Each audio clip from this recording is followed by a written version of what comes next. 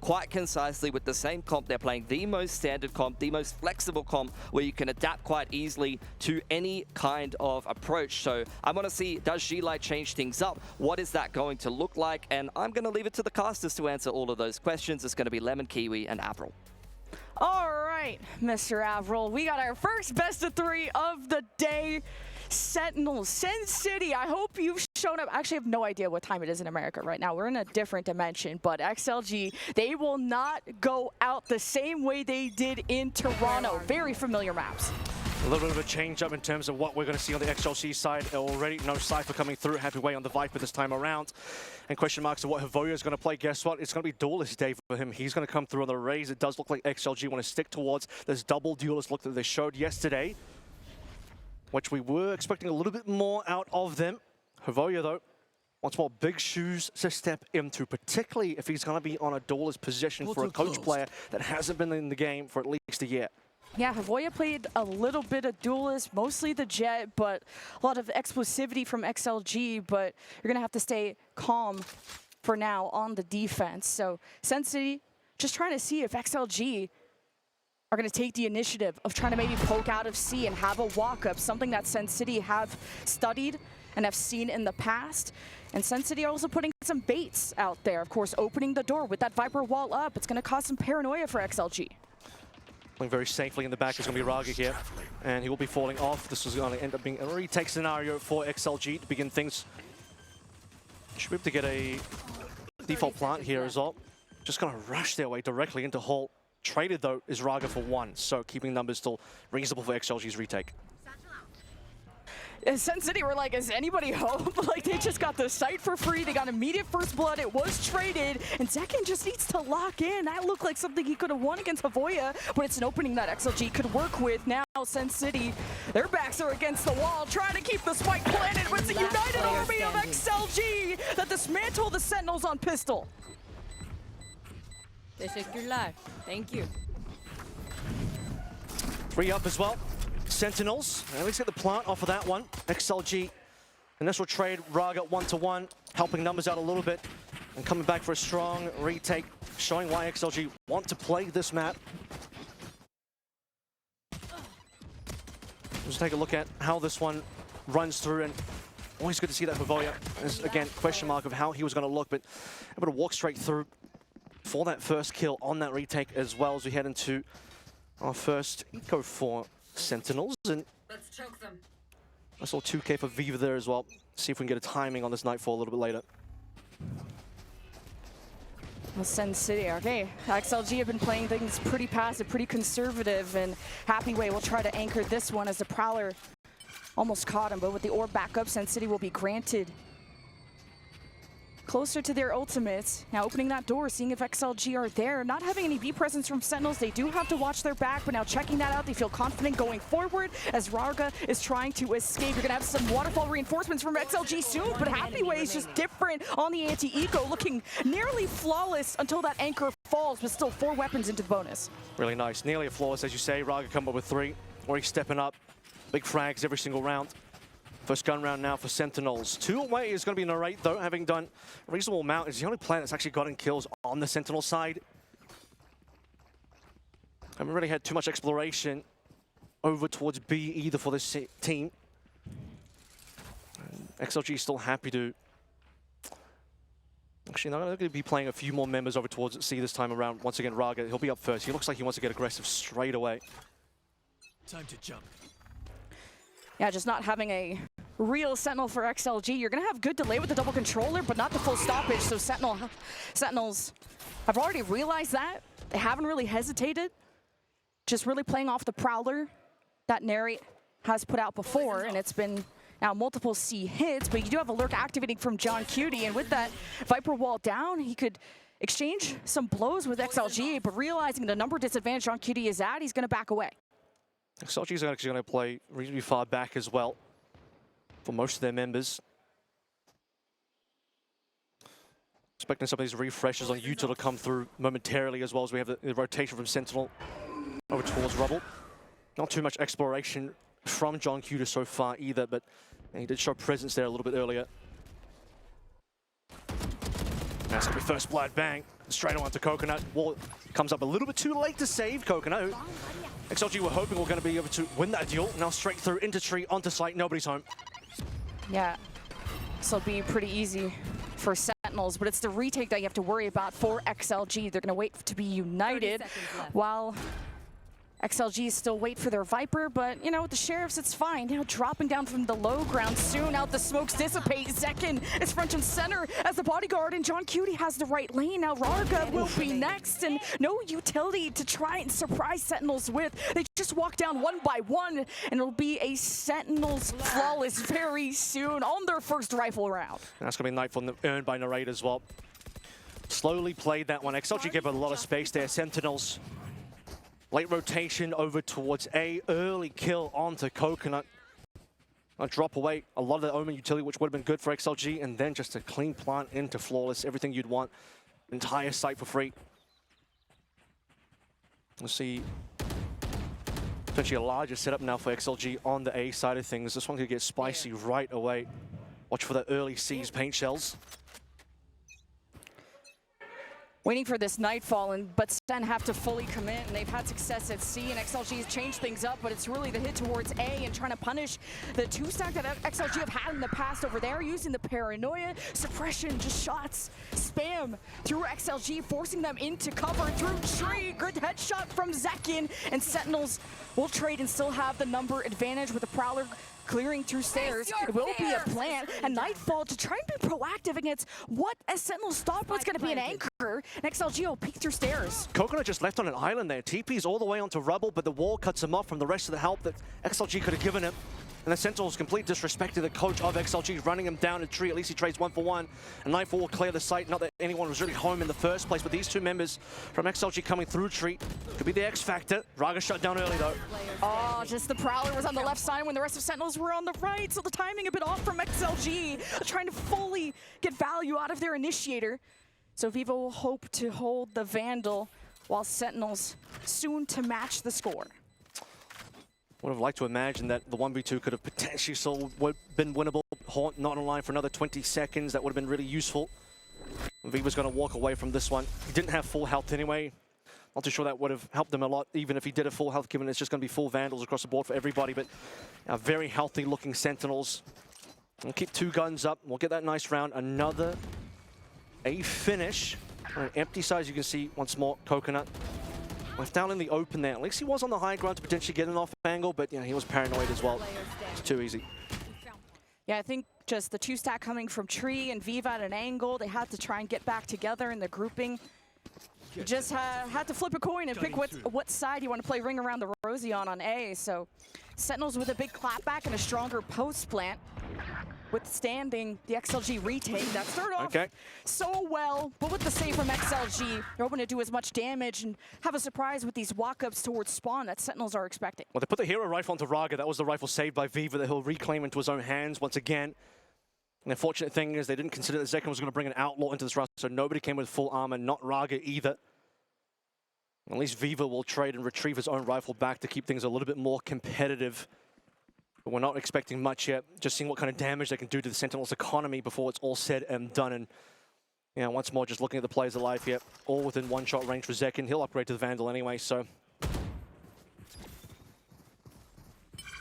Like that Sen have already been adapting to expecting the presence from XLG at A long, and Viva gets a surprise, and Sen get a little split up from the smokes, so pivoting towards B after seeing that fade fall back to A. Well, they see that the fade of Viva was on A, but also Coconut. They saw him over on stairs as well, which means that, could he be in top mid, be upper? It's possible, but they'll beat his timing in any case. Prowler's going to spot him now. Easy shots from Zekin.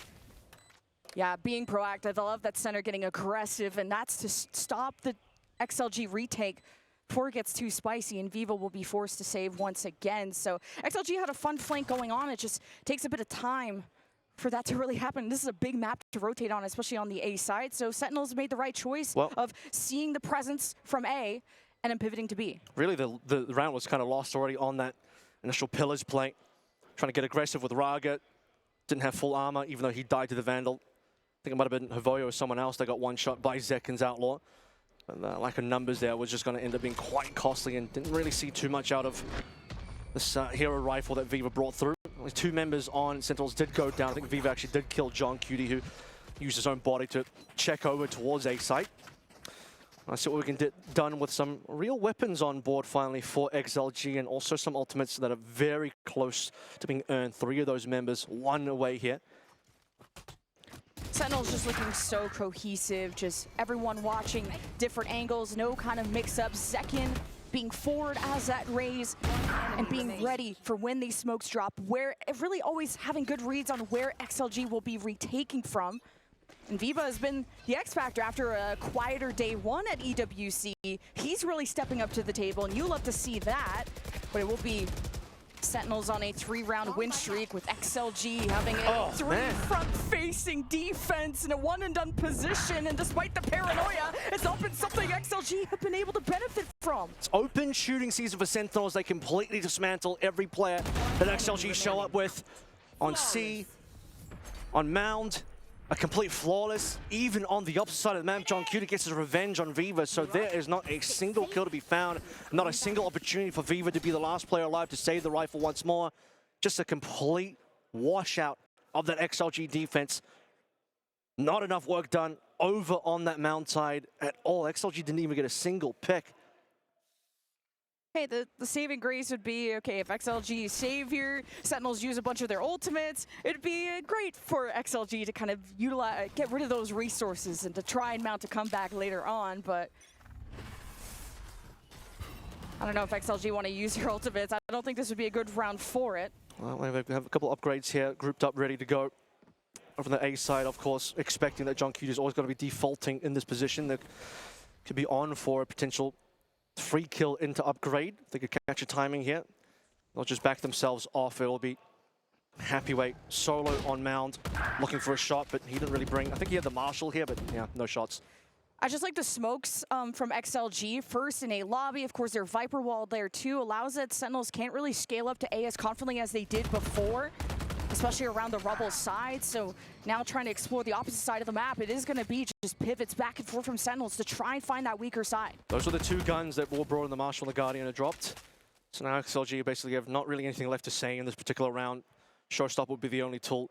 Expecting Sentinels to go up 5 pretty cleanly here. Just need to make sure that this is clean, and they'll be able to drop any members in silly situations. Coconut spotted, Coconut down. Yeah, Zekken's playing well, and he knows it too, when he's just satcheling up on the high ground like that. And against the save, you just want to farm XLG when you can. Out of the last 5 rounds that Sentinels have won, from 0 to 5, 2 of them have been flawless. So XLG really got to try and hit hard against this armor. Now, we expected Sentinels to be good today, and we talked about on the desk that this was probably going to be a one-sided game. It looks like it will be the case, at least until the possibility for XLG to do something a little bit more special comes through, but not looking like the case at the moment. Another round decided extremely early on, really just in the first 15 seconds. An opening play aggressively coming through for an XLG that gets completely shut down. Previously, it was over towards the pillar side. This time, it was on Mound. And none of those have worked out for XLG as we get our first tactical timeout. This is the first gun round they've had in quite some time as well. They've barely had money to play through. A lot of ultimates. They've actually got guns, expecting that this will be when you want to start looking towards the dimensional drift if you want to be a little bit more proactive, but some really nice retaking tools as well if they get into that situation. Now on the XLG side, they're really lacking the information when they're running the double duelist. I mean, Havoya played Sova yesterday, I believe, and just known for his initiators, and having, I think, a Sova or even a Fade would have just allowed XLG to swing into an area where they can kind of know what's coming. And they're trying to group up, and well, if they don't know what's coming, they'll at least try to outnumber Sentinels, but unfortunately are just losing those duels. So, and you're not seeing the firepower from utilizing that raise, or at least that second duelist quite yet. They really haven't had a lot of money to play through for most of the rounds, and well, Havoya, he's been able to get a couple of kills in there largely. It'll be a pleasant surprise to see the coach be able to mechanically perform up against some of North America's absolute best in the server. And so here it is, XLG, they've been wanting to get aggressive towards A a couple times. John spots it, well, he'll just smell it out, and he'll back away. I'm wondering if you even wanted to early pick here if you're a Happyway. I mean, Seaside has been hit, and now the Steel Garden. Happyway will try to escape. Of course, you got the teleport in. Sentinels established. Retake. Trying to be a little bit quicker this time. It is the pit to try and retake some of the space. Pit v pit. This is just a no man's land, and Sentinels happy to be hidden from all of this while the spike is being planted. It's going to allow them to defend, but an off angle, you have the Nightfall from Waterfall, as XLG have to send their double duelists to clean up what they started, but they just can't seem to unite, with just all the vision being obscured. Sentinels trade blow for blow, and Sentinels get the last laugh. Just not too sure what happened to the comms there. You have the dimensional drift, as mentioned, walking through, getting all the information. You want to talk about scouting information, you're not going to get too much better than that. And of course, Avoya pulls out the showstopper, really pings onto members, run past by Raga here, throw your rocket into this exact position, and you won't get the kill. And Avoya just dies, doesn't even get to shoot at the end of the day. And XLG, they threw everything they had into that round. Tactical timeout into their first full buy in quite some time, into 4 ultimates being played through. Yeah, they got a decent amount of the Sentinels ultimates out of there, but I think it says a lot that you have Zekin confident enough to not even throw in the showstopper, which would have been super nice versus the pit. But they're just such a good team. They're so far ahead. Zekin's already got Coconut down again. Yeah, XLG swing a lot more forward this time, expecting Sentinels to drop the wall, and just XLG being able to get the orbs to hopefully getting more impact out of those two. But the double pit, I mean, I don't blame both of these duelists having a really hard time. So Sentinels with the number disadvantage will be trying to get a plane up. So this is a big swing around now. This is the XLG opportunity. They actually get these really nice opening picks. They've been failing to get these time and time again, multiple rounds, early face-up, early failures, and Happy Way. Sheriff only takes down Zekin, dodges the outlaw shot. Happy Way is just warming up, and Havoya has his back, and okay, some signs of life from XLG, yeah. Really nice stuff. I think they brought in a rifle too, potentially, but largely they still had a bunch of members on pistols here. They just needed to have the success early on. And here it is once again, Havoya, they trust him as one of the members, and Raga, the 2 duelists on the squad, but of course, one of them being China's best, the other one being a coach, to have that level of confidence that, you know what, he's still on raise, we can still trust him, put the gun into his hands, and he did in fact deliver there. Well played. Still, I think it's a must win for XLG to go forward to build off of this, or you're just going to continue to drown against Sentinels. And now you got a showstopper from Zekin. He's 12-5. He's having a field day. And once again, Sentinels match up so well against Chinese teams. But XLG, they've cooked up something better for their A hold. Now 4 on that side of the map. And Sentinels are just not going to mess with it this time. It's the first time we're really seeing Sentinels explore B. They've been mostly going into extremities, double satchel. The showstopper to clear. That'll be a free side. As soon as you see that Prowler, where is that fade hidden? Zekin blinds. Could at least be a threat, but XLG coming through the top of the site. The smoke obscures and Nary with the Nightfall. As soon as he senses XLG around the corner, there it is, the Nightfall. XLG can just stay hidden, but time is of the essence, and XLG just frag, all thanks to the sort of flank from Coconut coming through the A-link door. And it's just beautiful timing out of XLG. There's just no information. Sentinels, we're not too sure exactly where the retake was going to come on through from, so you see the Nightfall being sent into B up, unfortunately, it was only Havoya there. And the bulk of the members on the retake was actually coming through from the left side, the C-link, and that's where the success was found. All those triple-facing players eventually working their way through, angling in for that Sentinels post-plant, largely entirely on the site itself. Not a single member off-site. Would have maybe have expected that 1 or 2 players could have been playing more towards B main, closer to the pillars or closer to the door. XLG. Reasonable retake in there and got the 2 ultimates out of Zekin and a rate that they had been holding on to. So I'm going to see more signs of life from XLG now, which is nice. Final 2 rounds though, still opportunity for XLG to close the gap a little bit more. Yeah, Sen may just want to go to the opposite side of the map if they're going to be met with this much contention from XLG at A lobby, but this time, Sentinels, they're just so stubborn with it. They're losing the duel. Beautiful 2K from Viva, and Sentinels will trail, but they open up the vision. Of course, XLG do as well, but they stay as hidden as they can, and Sentinels have to figure out what is next. XLG finding more and more value now over on this Rebel side. 1 around through here just previously. The pseudo-thrifty. Voya on the line, he's ready. In fact, he knows, he sees the rifle, he sees the barrel, and that's going to cost John QD's life. It's just not ideal when you just had a controller and a Sentinel trying to clutch and still scale through and clear towards A. So Sentinels, I think, did the right move last round to just kind of abandon A and out-rotate XLG, but this time they just try to fight fire with fire, and unfortunately, Sentinels don't have the same blaze as before. Now trying to come through the backside of B. Like this idea out of Zelsis in a 1v3. Has time to go to C. It's just a tough 2 versus 3 situation if you don't possibly trade or at least have John go 1-to-1 there, which wasn't going to be possible given peeked a little, his body was rifle, peeked a little further than he would have wanted to. Oh, okay, whoa. Oof. Had good initial damage. Like the idea from Zelsis to just have as much space between him and the retake as possible, so that he had time to set up his thorns, and almost Zelsis could have pulled that off. The Arc Bros nearly gave it to him, but there was 3 members there. 2 of them were flashed, and Havoya was still able to come through. Finish things off. Even if that wasn't the case, I think the 3rd play you would imagine should be to swing in, but yeah, that was almost got spicy there. You respect what Zelsis was able to do. Got enough done that he's actually farmed up another Steel Garden here into our final round of the half. Got a couple more that could get interesting here. A couple of double kills. You start to see Dimensional Drift come through, but really it was the opening play on the A side again that just cost too many numbers. Didn't help then. Another freebie coming through around the A site. Near stairs. John dying, forcing the 1v3. There. First op and Odin. Oh, double op. Look at this. Odin is loud and proud through the tree side, and finally Sentinels are just going to abandon the mission. But is it B or is it a C pivot? You're going to watch, of course, Happyway with the op, and he could get that opening pick for XLG. Odin actually did reasonable damage, and then right down to 66. Bang down to, what is that, 111 or something like that? Prowler, oh, it is just going to get a bite out of that op and force Happyway out of position. Could still get a good peek, especially on the high ground, and Sentinels are still going to want to push this despite hearing that op. Okay. Poison's off. It's going to end up being a slower round for Sentinels, having to work their way and navigate through. At least one of the operators was 2, just 1 now. Havoya taking down Zelsa. Steel Garden offline now. John's still there though.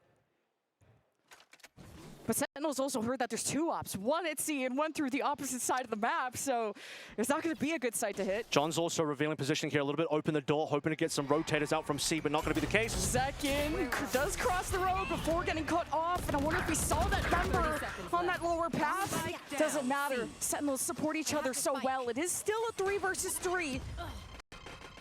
Now with that nade, it is gonna delay the plant, and there is the showstopper through the fire and the flames. Havoya, an amazing start, traded by Sentinels. Time running out. The plant goes There's no through, plant. and XLG may have just prevented it. John Cutie has to do it here and now, and just can't with the pressure coming through Waterfall. It's a 6-6 half. Maybe this was going to be the match of the day. Maybe you are right, XLG want that revenge match. 6-6, it was the end of the half, and look, various moments there, it wasn't looking pretty at all. Was it Sentinels, I believe, got 6 in a row on that particular first half as well? At least 5 in a row. Havoya's popping off, you can tell. He's happy about his performance, and he should be. Picks up the operator, gets that kill, gets a hero rifle, wins a very pivotal semi-thrifty round, a couple of hero rifles in there, restaurant pistols, and Raga stepping aside a little bit, giving the limelight over to Coach Havoya on the other duelist.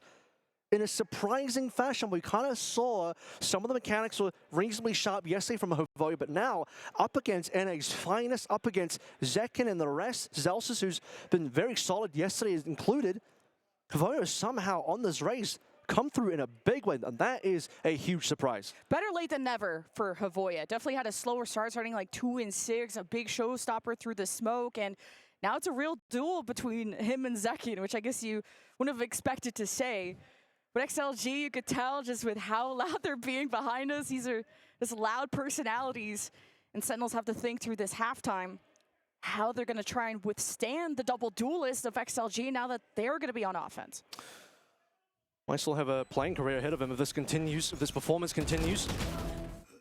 Obviously, plenty of rounds in the middle there where it just looked completely over for XLG. Sen in full control. At least 5 rounds in a row to memory that they got, possibly even 6. But beyond that, you had that tactical timeout coming through from XLG into a full gun round, into a lot of ultimates, and it was a complete wipeout. They got nothing done. You're seeing these situations where the Viper's Pit on Viper's Pit post-plant, retake coming on through, just completely mismanaged ultimates in various cases, Dimensional Drift, Havoya not even getting to shoot his rocket down. But then a massive recovery from round 9 onwards, and really that round 9 was the double hero rifle round, and they suddenly win a lot of these opening duels on a rubble, which they were not winning previously. Certainly were not winning on mound. And previously, XLG just depended so much on the raw, I would say raw carry, because Happyway, I think, has shown really good performances, but this is a well-rounded XLG where everyone is having their pop-off moments, from Viva and Havoya yesterday having quieter moments to now everyone pretty much has 9 kills on that team. So Sentinels have to cook something up special for the Pistols, and they won a lot of those pistol rounds against XLG in the past. But it was XLG that kicked off our first pistol. We'll see if they can do it again. Yeah, and thankfully they got those, because otherwise the scoreline would have been a lot more favored for Sentinels. You can only imagine how things would have been. See what happens with this 5-man look from XLG all the way through rubble. Quiet so far. No signs from Sentinels as they'll just walk through, door closed. No one's going to go through that B-Link door from Sentinels. Kind of surprised they wouldn't want to try and cut off those rotations or have multiple angles, just trying to play this from front to back, and now Sentinel's trying to back away against the Prowler. But it is going to be Neri kind of by himself, not linking up with Zekin, but Zelsis is still punching hard against XLG, who have lost a lot of that real estate, and a lot of that manpower. It's all up to Happyway to keep stairs on lock, and it's traded 1-for-1, leaving Viva to do all the hard work, and while blinded, it's not going to be easy. He does stay safe against John Cutie, and Bang gets some damage into Bang, now trading back and forth. This is winnable for Viva! Bang shows us this moment carefully and takes it for Sentinels. Sole survivor again. Viva seems to usually be the one for XLG, still up when the rest of the team falls.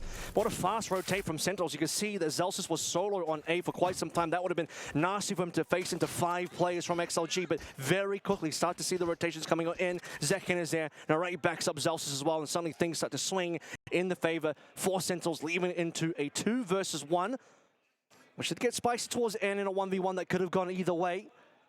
But numbers still barely in advantage for Sentinels as they'll pick up the pistol. Denying that one away from XLG, who got the previous pistol.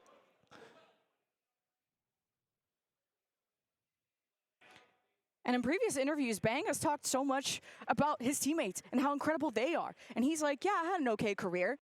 Yeah, I won a stage.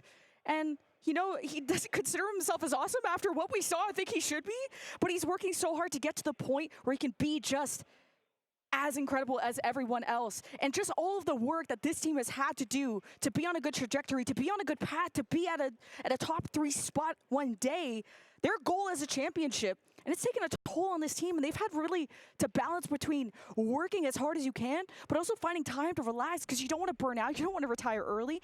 And Sentinels have talked about being on a path where they are just getting better and better every single day.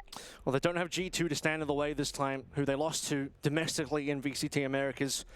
Paper Rex and Fnatic are still in this tournament. I mean, so is G2, but G2 looking a little bit worse for wear compared to Sentinel's roster. Paper Rex, they've already qualified through. Fnatic, they've already qualified through. The 2 teams that Sentinels lost to the Masters not that long ago, who ended up being the finalists as well. So it's a bit of a rough one for Sentinels, considering, you know, as a top team, does it feel better that you lost to the 2 eventual finalists? I think for a team like this, it will still be a bit bitter instead, as it's not a fun pill to swallow. They have a lot more to prove this time around as a team that know that they have the capability to be the best in the world. They've shown that they've been the best in the world as Sentinels, one of the most crowned franchises in VALORANT history, across the ages, various rosters, but still to date in 2025, a good-looking roster that has the potential to take it all the way. And Sentinels recruited these players, and they had big shoes to fill when Tens and Saucy left, and it wasn't about trying to fill anybody's shoes or to be like anyone else, but to have the drive and the readiness to succeed. And this is a Sentinels team that are looking very, very good at this EWC, and they're only in this position because of an overtime loss to BBL, whether you expected that or not. They fought very hard in that BO1, and now they have more work to do to try and get out of groups. The last time we had a non-Pacific, non-Chinese champion at a major event was Masters Madrid 2024, and that was Sentinels. That was before the dominance of Pacific started to take over. The Sentinels would like to restore their former glory, as would the rest of NA in general, as they're one of the leading candidates that has the region on its shoulders. Of course, NRG have already qualified, and so Sentinels want to make sure that they are backing themselves in with NRG in that top 8. But for XLG, it's been a rough run. Royal roading straight out of Ascension into China. First place right away, but immediately into roster issues. However, this first half so far of this rematch, 6-6, brilliant recovery. Can they get into a leading position though? There's the problem is, we're sorting through, I think it was maybe Zekin having some computer issues here. An opening pistol win for Sentinels that'll likely turn into an 8-round to 6 lead. At what point do XLG have the capability to actually take a lead in the series instead of being trailing in the map? They won that round. Imagine if they didn't have tech issues. Is this going to be Sentinels just taking over now? I don't want to get ahead of myself. I'm just really excited for this game because, like I said before, this was my match of the day just because of the narrative. It's just oozing from Masters Toronto and how these teams met up, and mostly just what they had to say about each other. And it's also saying, oh, we own this region. Yeah. And then XLG having their, I mean, they kind of started it. Not to be like that, but they're the ones that chose Sentinels thinking they could beat them, and that was not the case. Well, for the first 8 rounds, I think I totally agreed. Sentinels owning Shilai Gaming, but then the bounce back started to happen.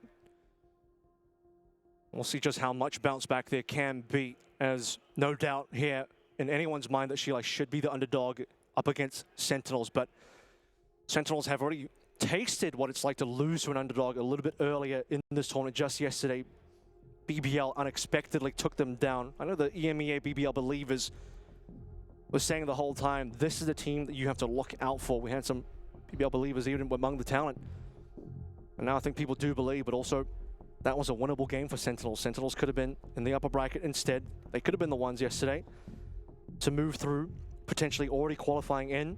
Could have been the team to take down DRX, which BBL has done. So really setting the stage now for what can be possible.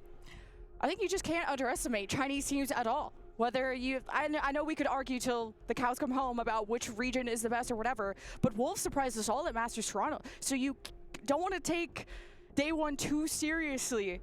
This is now what I'm really focusing on after you had a whole 24 hours or probably less. I don't know, the matches went really late yesterday, but you had a whole day to try and bounce back mentally, talk about what the mistakes were and what you're looking forward to today as you know what your matchup is. And you're in a best of 3 where you can maybe go towards more of those strengths and it's less fluky as a best of 1. So we really got to see everyone hit their peak form today. Well, both Shilai and Sentinels ended their days fairly early yesterday, so they had more time than most to talk about what they needed to. Pretty sure Shilai would have had plenty more to talk through, given they have more to work through as a roster with the changes, but also they had a more rough game versus DRX that was not pretty at all. At least for Sentinels, I think they can still be confident that they knew they were good enough to win that series. They knew that really it was just that 5-round lead that BBL got in that second half that kind of got away from Sentinels, requiring them to make their comeback. That was a bit of a problem. The man on your screen really started to show himself a lot more in that second half of Icebox after Levin essentially took over the entire server for the majority of it. But really what we're trying to say here is that, yeah, I mean, Sentinels probably could have won that game. Sentinels is still a team that we expect to go far here, but right now, XLG putting up an immense fight against them. And just to kind of remind everyone of who's in Group B, it's XLG, Sentinels, BBL, and DRX, which I think is kind of up for grabs. I'm really not sure who to predict is going to get out of this group because everyone's had their good moments, everyone's had their bad moments. It's been some close matches.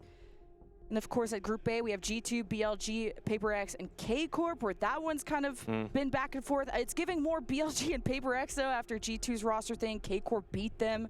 Group C is RQ, Heretics, NRG, Titans Esports Club. Let us know who you think is going to get out of each group. Of course, after this match, we're going to be featuring Heretics versus Titan Esports Club for an elimination match to see who's going to continue living on. And then the big group of death, Group D, Fnatic, Gen G, EDG, and 100 Thieves. So there's a bit of an update here on what's happening on the other stream, because we are talking about some of the groups here. BLG versus G2. The G2 woes have continued here. There's map 1 of Sunset, BLG up 12-3, likely to win this round, and they now officially have. 12-3? So it's 13-3 for map 1 Sunset between BLG and G2. And where G2 having their issues again, this has just been so far a tough tournament for them, and likely will continue to be through BLG, who played Paper X so close yesterday, showing that they are going to be the Chinese team to look out for if the other 3 Chinese teams do not show up. At least G2 are chilling, you know, because they got, what is it, the prize pool is like 15, 16K just for being here, top 16, like everyone gets a piece of that prize pool. It's a nice little trip, whether, and then they don't have to worry too much about stage 2 because they're already qualified for champs, so hopefully they find some time to have a break. And is that map 1 of that series, or was It that? is map 1, Okay, yeah. so, you know, it's not over. Cope. it's There's not over, the guys. NA Cope I like. Oh, jeez. Oh, boy. I don't know how you bounce back after That that. being said, you know, you still got some good NA teams out here, so hoping for the best for, obviously we saw NIG, we saw Sentinels, a bounce back from Shiloh would be extreme as well. We'll see if that's going to happen because we're straight back into the game, round 2 of the second half to catch you in. Sentinels, pretty damn good opening on the pistols, did come down to short numbers, however, they do retain the lead. They come down to a big clutch, or at least a closeout from Bang, and now they buy up on the anti-eco. And it's just Narrate having to hold this back as best as he can. The numbers stacked for XLG, but with the smoke, they're now just getting spammed through, and they kind of hesitate whether they wanted to retreat or not. And, well, at least this round is going to be over quickly, Kevin. We've had plenty of these go through. Coconut's usually the first one dead, and now he's going to be the sole survivor, no longer Beaver. A near flawless coming through once again. We'll see where XLG look once they finally get the rifles. Looking once again at Coach Havoya on this race to see what he can do. He's already starting to put up some numbers, and it is the day in the tournament for coaches to be putting up numbers as to sort of round out that conversation we're having about G2 as well. Finish up that first map of Sunset versus BLG despite losing 3 and 13. It was actually Shaq, assistant coach at G2, step in and Leaf's position that top fragged in that game. So can't say Shaq didn't at least do something this tournament. He was able to put up the numbers for G2 despite losing that first map. But in this map, we continue with XLG's gun round. A couple of retained items from Sentinels in the previous as well. And we can maybe finally see the impact of having a Sentinel for Sentinels. That was going to hurt my brain there for a second, but Celsius will have his wall sort of further back, Thorns into tree, ready to flash and assist himself if he gets pushed in that area. Sentinels have the 1-2-2 setup as XLG hope to storm into C very soon. Going to be playing for retake on C here. Checking through the box, plenty of presence shown, instant poison all to come through, and fast rotations expected. I like the preemptive escape from John Cutie. Just not wanting to give a chance as Waterfall is being smoked off, so XLG are just not immediately getting in. They were delayed by John Cutie's orb, so XLG are gonna have to re-clear with the Sentinels team that are more ready for it this time as the haunt is thrown from Narrate, getting vision in. Sentinels hoping to prevent the plant, but this corner should be safe for now, especially with Zekin getting smoked off. Still has a nade, of course, and double satchels if he wants to get freaky. And Sentinels are just really suppressing them and waiting to hear that spike get planted. But now it is a rotation from Zekin to join through the front lines. Waterfall not going to be another angle to get through. Sentinels are going to just flood in all together. Now getting some shots in. XLG just hold the back. Sentinels trickle in and really not backing each other up as well. Just all coming through the same angle. XLG hold it down, and it's only just Celsius.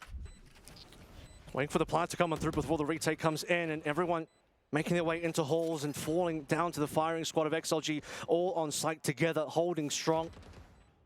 And they even want to clean up Zelsis here as well. Happyway finding him over towards Pillar for the flawless, and now XLG start to feel a little bit more confident. They get their own flawless back in, and this is going a lot differently to how we see that first half. If you sort of remember that one, round 3, gun round, going over towards Sentinels, and then 6 in a row. Straight away, here comes the timeout from Sentinels as they are starting to see momentum building for XLG, considering how the last 4 rounds of the first half went. Now, instantly on the first gun round, a flawless. That is quite a statement from XLG. Yeah, because what really hurt XLG in that first half was the economy. You let Sentinels get on a win streak, so very, very good that XLG won that first rifle round and could build momentum off of that. And this is gonna be a close game. I said it's one thing to beat a team once. Sentinels do match up against Chinese teams well, allegedly. I mean, they beat 3 of them at Masters Toronto, but going up against XLG on these same maps again, there's a lot of prep work to do. XLG had all the time trying to figure this out, and they're not running the Sentinel. They have the double duelist. It's sort of a different look, and now XLG are getting warmed up. Scary look for Sentinels. Given we'd had fairly low expectations for Shilai Gaming, considering how they went up against DRX. But now, overnight, starting to land on something that really works for XLG. And look, despite the double duelist here, you do have Happyway on the Viper, who will be your pseudo-Sentinel, given that Coconut still has his controller there. And there's very different vibes from both these teams. Like, XLG have a lot of good vibes. They're yapping, they're loud behind me. Sentinels trying to be as meticulous, play some clean Valorant, and stay locked in. They know the job's not done, and it's the Prowler that leads the way for Havoya and the Boombot that could have marked someone close. Now you got an Odin. As Zelsis tries to read where this push is, XLG now playing chicken against bullets, and that's a deadly game, and Havoya will still put the red carpet down, but there is a pivot of the spike going towards B, to the loving arms of Sentinels, but the push from Happyway was unexpected. It caught Sentinels watching that B-link door off guard. Now you could get a good plant, but now it's just pivots back and forth. They can rotate now. Havoya's got full control over towards A. He's winning his duels over there. You already start to see Coconut pivoting. It might just be Happyway chilling over towards B to keep things interesting. Final decision going to be made. B is looking a little bit safer. Coconut will eventually place here. But still, though, on the big flank, Havoya can get a lot done. You can still see that Sentinels are very considerate of the fact that this flank is active. Spike planted. Just Happyway just getting that initial clear through the top site. And they focus on that A-link door where they blast off some defenders, and this is important. Both Vipers about to face, and it's Happyway that has to shut it down. But John Cutie's been dealt with, and it's just up to Celsius, who's gonna have to get rid of this Odin. He does, and maybe he just wants to save the Vandal, but a 1v2 is certainly possible for a guy like him, but the high-low, too strong, and XLG will tie. Needed to be able to arc roast through there to be able to flash in if possible, but 2 players, too strong. Havoya again getting work done. I mean, this coach has really been stepping through. It's Happyway at the top of the leaderboard. And XLG even things up 8-8 after losing Pistol and Anti-Eco. That Flawless has now given them another gun round win. Tactical pause for Sentinels, not delivering as much as they would have liked to. And this is considering that Havoya kind of missed out on his timing on, I believe it was John QT over on the top side of the map, but still paint shells into a free kill. Means numbers in advantage for XLG. So we start to look towards the potential with Viva ultimate. Baraga, yeah, he'll get his own ult off that kill. Yeah, his story has been put to an end. For now, XLG happy with that pick, as Sentinels will have to fill the gap that was left behind, and you got a 3-man walk up from Sentinels towards a lobby, taking advantage. The one that has to hold this back is Rarga. Meanwhile, the rest of XLG will get the objective done, and Celsius will be called back. Of course, they just have pistols, and this stinger from Bang. Gotta hope it does exactly that, but they're just not gonna be running into Rarga until they clear through B. They're maybe gonna go through that B-link door instead. That's all about timing between Zelsis and the other two joining him very soon, but the spike is ticking. Now, the orb out of the way. Zelsis hopes to make contact soon. It's taking way too long for Sentinels to rotate. Well, Endo just playing for exits here. Their weaponry is a little bit too low. Hard to flank anyway. They were considering going all the way through attacker spawn. Raga's got that one cut off, and will just be a little bit of exploration from Zelsis to see what he finds. We'll find a shot from Coconut, a little bit of assistance here from Happyway as well, as the round will end, and a couple players will walk into these last remaining members of Sentinels, and there'll be at least one gun. Bang should be the walk away with this one easily. Going down with it, and the Vandal is always nice. A 3-round win streak from XLG, block by block. The comeback begins from a 2-6 deficit in favor, of course, Sentinels. XLG in the lead. And this is the power of the double duelist, especially Havoya, who is finally now at an equal KD after having a quieter Lotus at the beginning. Has really stepped up. He stepped up big. You started to see from round 9 onwards, there's been a lot of Havoya in the kill feed. Of course, everyone in XLG was kind of having a hard game. And those 6 rounds in a row that Sentinels got in the first half, and XLG speeding things up over towards the A side of things now. Could just be showing presence as they're waiting to see what Happyway can get done over in mid as well. Look at the long rotation though. There's a lot of Sentinels members just kind of abandoning over on A and trying to meet Happyway instead. Cover going out. Who's next? Drifting. Dimensional drift, yeah. As now it's XLG, just good protocols, clearing the box with the Prowler, now converging into B, and it's Happyway through B main. You had the paranoia from Sentinels coming through the tree, and XLG are just sandwiched, and it's quite painful, and they have to pick a side to push through. XLG have their attention split, but it's about winning these individual duels if they can, and this time XLG have decided to go towards A.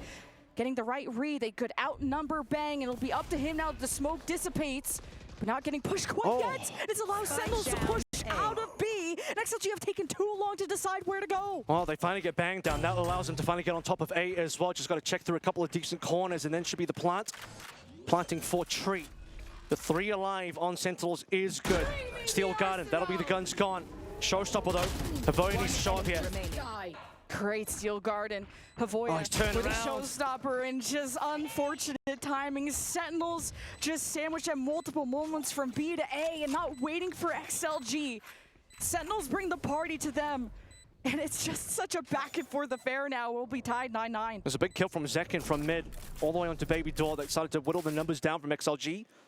You could tell they wanted to lean over towards A, but just showing some presence on B, pulled rotators on towards B, and then those B members from Sentinels made the lives of XLG really difficult to play through. It was really not until Bang goes down that the opportunity opened up for XLG to walk on in, but also this mid play as well.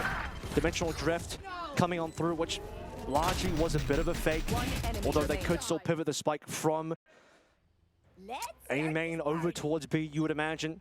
Raga was good for one there. Good setup also coming from Coconut on the Paranoia, but didn't get too much more after that. Now I want to see XLG be able to tempo up in those crucial moments. And learning exactly that when you send Havoya satcheling into Rubble, kind of trying to sell the fake, which you can do playing that double duelist, and you can play solo on that side and play off the showstopper. Hey, and it's good for Sentinels to get the one. The Nightfall will try to get the chase down on that Omen. With, of course, Narrate able to fire back with his own Nightfall here in a second. And he does. XLG now hesitate whether to go in. The Prowler is going to bite down on Happyway, who's isolated. At least he has a smoke to play off of, but it's not going to be a good spot with the Vulnerable and the Decay. But XLG just seems to shoot better. And Sentinels just have John Cutie while Zelsis is still rotating from A. Really good clutch out of XLG. Man, that was a really curious round coming on through. The initial Nightfall being ripped open from Viva. Very low chance was going to catch anybody, hoping maybe somebody on site, but Bang, easily just TPs, double TPs away from that one. So kind of weird from Viva. They were hoping to be able to catch the last member, but then the counter Nightfall comes on through and doesn't deliver enough for Sentinels at all. And I think you could just pit here to try and get this plant safer, and they're just baiting out these shots from Sentinels. And now the pit will go down to protect this. How Sentinels can approach this is going around the perimeter. Both of XLG tried to stay within, but Viva caught on the outside to prevent the retake from Sentinels. And now going for both angles. Happyway caught between a rock and a hard place, and it's John Cutie that'll get it in the end with the defuse, and Sentinels back in the lead. It's a close game though. It's been very tight so far, coming up to minimal numbers alive. Sentinels, first hit double digits here. And that round, again, looking like it was going to go really poorly for Sentinels. After the Nightfalls are dissipated, it's the Sentinels members at the back of C. You can see the couple of blue X's in the top right corner of the C site going down as the guns get traded. Odin now, once again, online for the Sentinel side of things, see what kind of damage we get done. But this is the opening play here. Raga 1-for-1, and then massive double TP away. And comes down to Viper's pet, John Cutie getting a bit better of Happyway as we head into number 20 here. All right, easy spam through on a couple members that are already in position to take damage. Coconut's already ripped off. Look at the 20 HP, and just a ton of spam damage on his face. Yeah, it's just easy for a second with the lock-in, and there's not going to be a punish. And Sentinels, just the back-to-back rounds where they're able to converge from multiple angles and have the time to rotate and surround XLG. And it's XLG that'll find themselves behind a duelist, but Havoya could lead that with just a showstopper. It's a little bit awkward to try and go through all these angles, all these corners, hoping to still get that ult off. See if Viva gets interested a little bit further on to test the smoke wall. Or test out the door as well, but as he falls off, it's Havoya first on site.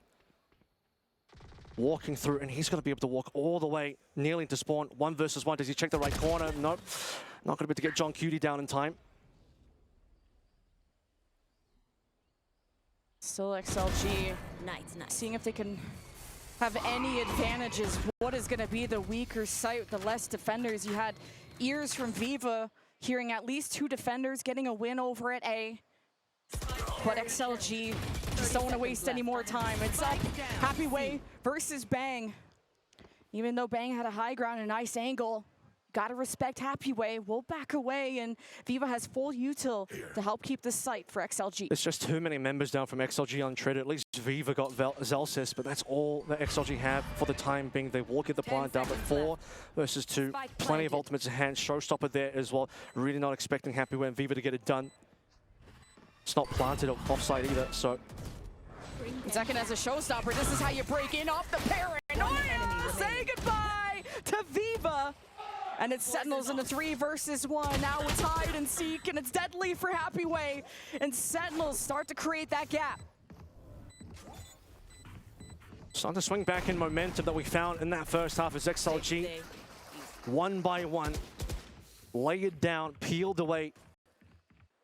Only Viva showing up for that singular earlier on to relieve pressure onto the A side, and the rest of XLG falling 1 by 1. Really unfortunate time for Havoya there. Checked the wrong angle. Gets taken down by John Cutie. Could have been a good one for Havoya. Would have been in a nasty angle. 4 Sentinels to deal with if he won that 1 versus 1. It'll take a bit of time here for Havoya to have a chat with his team. Well, really, I mean, you know, he's in the team as well. They'll all have a bit of a group chat as he's coaching and playing, but also the assistant coach behind the scenes dropping him some words as this is getting tight enough that XLG can still get the opportunity to swing this into a map win. But 11 on board for Sentinels means that window is closing fast. And this is XLG's map pick. And then you're going into Sunset, which is one of Sentinel's best maps. This timeout has to provide the solution, the key to victory to XLG, because it's going to hurt more losing when it's been this close, this neck and neck. But you got to respect the XLG comeback from, like I said, starting off this game at a 2-6 deficit to the duelists really providing the firepower, the crucial frags that XLG have needed on this offense, to now Sentinels starting to run away and get close to that finish line. As a reminder as well, in the rematch, the previous time that we did see these two teams play in Masters on Lotus, 13-6 in Sentinel's favor. Most of those rounds won on the defensive side, 8-4 in Sentinel's favor. And that's exactly the side they're on currently. Now it's Havoya's turn to be explosive with the showstopper, but he's not someone who likes to be hyper-aggressive, very explosive. He's mainly initiator after all, and he has to play his life when he can. Then they send the clone in to keep, of course, Zek busy at B. With the pit at C, XLG are having their options limited. You got your lurk shut down at A, so XLG are not having a good start to this round.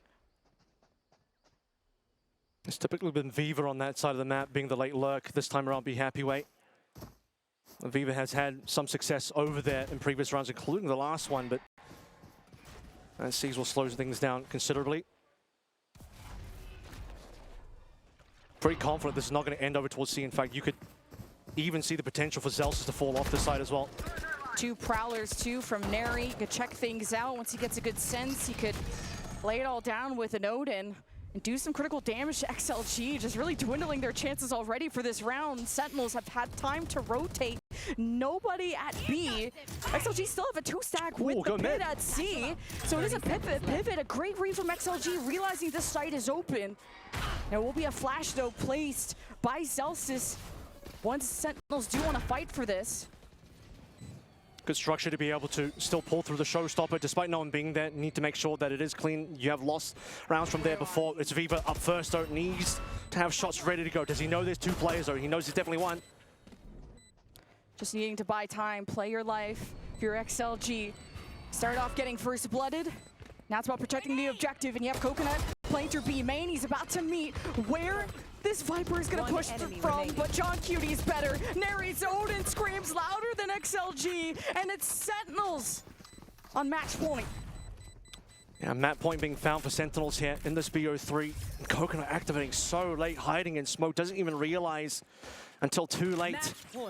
As his team falls apart around him, John Cutie walks past. I'm sure that eventually the footsteps were heard by Coconut, but yeah, he needed to be able to come and get that kill, instantly assist if possible, but the rest of the members on XLG falling very quickly from all angles on that Sentinels retake. And as I mentioned, it was the defensive side that was stronger for Sentinels in that previous Lotus between these two teams in Masters. And now as we head into the potential final round here, Zekin on the op, Odin being brought up by Narrate, did huge damage to Coconut on a previous round. Just on the spam. Zekin with an op too, he's not gonna get any juicy prey, not yet. It's XLG, not the best buy, but a Nightfall, that could be good. It is gonna get this fade, but no, Nary just spams through, blinded. No care in the world! What is Rager looking at? Trusted his teammate too much. And XLG fumble displayed such a good ultimate. Nary just wills this win into existence. And it's Havoya left for XLG, now buried 6 feet under, 13-9 for Sentinels. They do it again.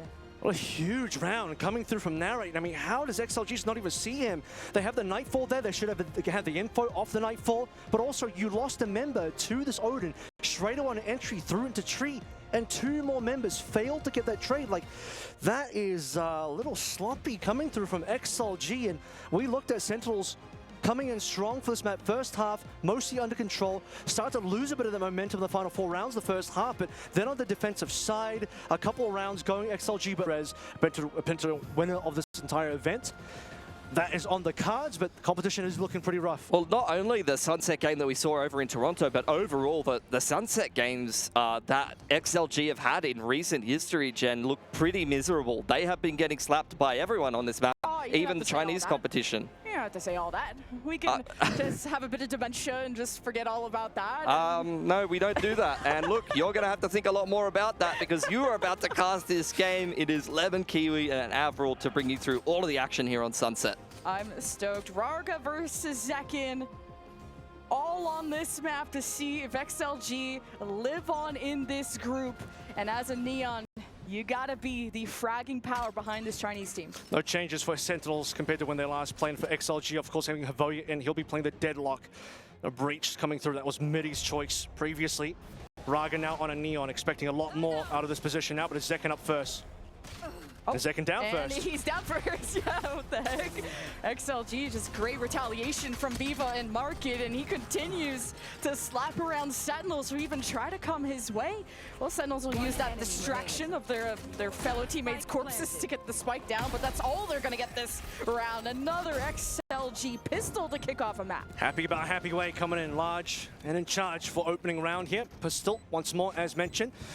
Split the pistols 1-on-1 on the previous map. A little bit deciding on who's going to end up taking that defuse and just accelerating Happaway into a potential early Neural theft here. But we start out with Zekin down early, and when the star player of Sen is gone, XLG start to take control. What a start from Happy Way. He's just had an incredible EWC, like not just kind of like, okay, it was the one BO1 map where he really popped off and carried, but bringing that into day 2, so important to have a strong Sentinel when you're often going to be maybe holding solo, although Viva was by his side in Market. They can play off of that information a lot better because XLG didn't play a Sentinel on Lotus, and you see how this is already so much better. It's a double Senti as well. I mean, we've obviously seen some of these Deadlocks come through as a solo Sentinel, which is a little bit rough. You're kind of missing out on being able to have a Cypher on board with the extra cams, but it should be a good defensive half for XLG, given it's Cypher and Deadlock together. And Deadlock would be a 2-week on her own. It's kind of a lot on Coconut to be the one that really blinds and limits this duelist. And the barrier was insane from Havoya, limiting the exit of Sentinels. So far, the Sentinels are doing exactly what their role is. And Sentinels, as soon as they get into position, they can explode into the site with that breach, but haven't been able to develop to that point. XLG's proactivity has been huge, and so has Havoya. Well, just one more to come through here. Havoya can get another kill here to end things out with. He will, baiting his teammate Raga, of course, who was going to allow Havoya to get one to accelerate this annihilation early. And you just have so many counters for Neon. This could potentially be a rough game for Zek, and you have sensors you could walk into. You have trap wires, of course, always going to be the hard counter to Neon in various cases. And then the fact that that particular round, throwing the barrier mesh down, Zekin got caught in the middle, had no exit available, and so dead to rights entirely. Unfortunate first death twice in a row. Yet to see anyone on Sentinels shop yet, except for Zelsis in those first 2 rounds. And you hear that? Pow, pow, pow from XLG. Like, yeah, that's kind of what happened. They're definitely getting, well, they're getting excited. They're getting off to a good start.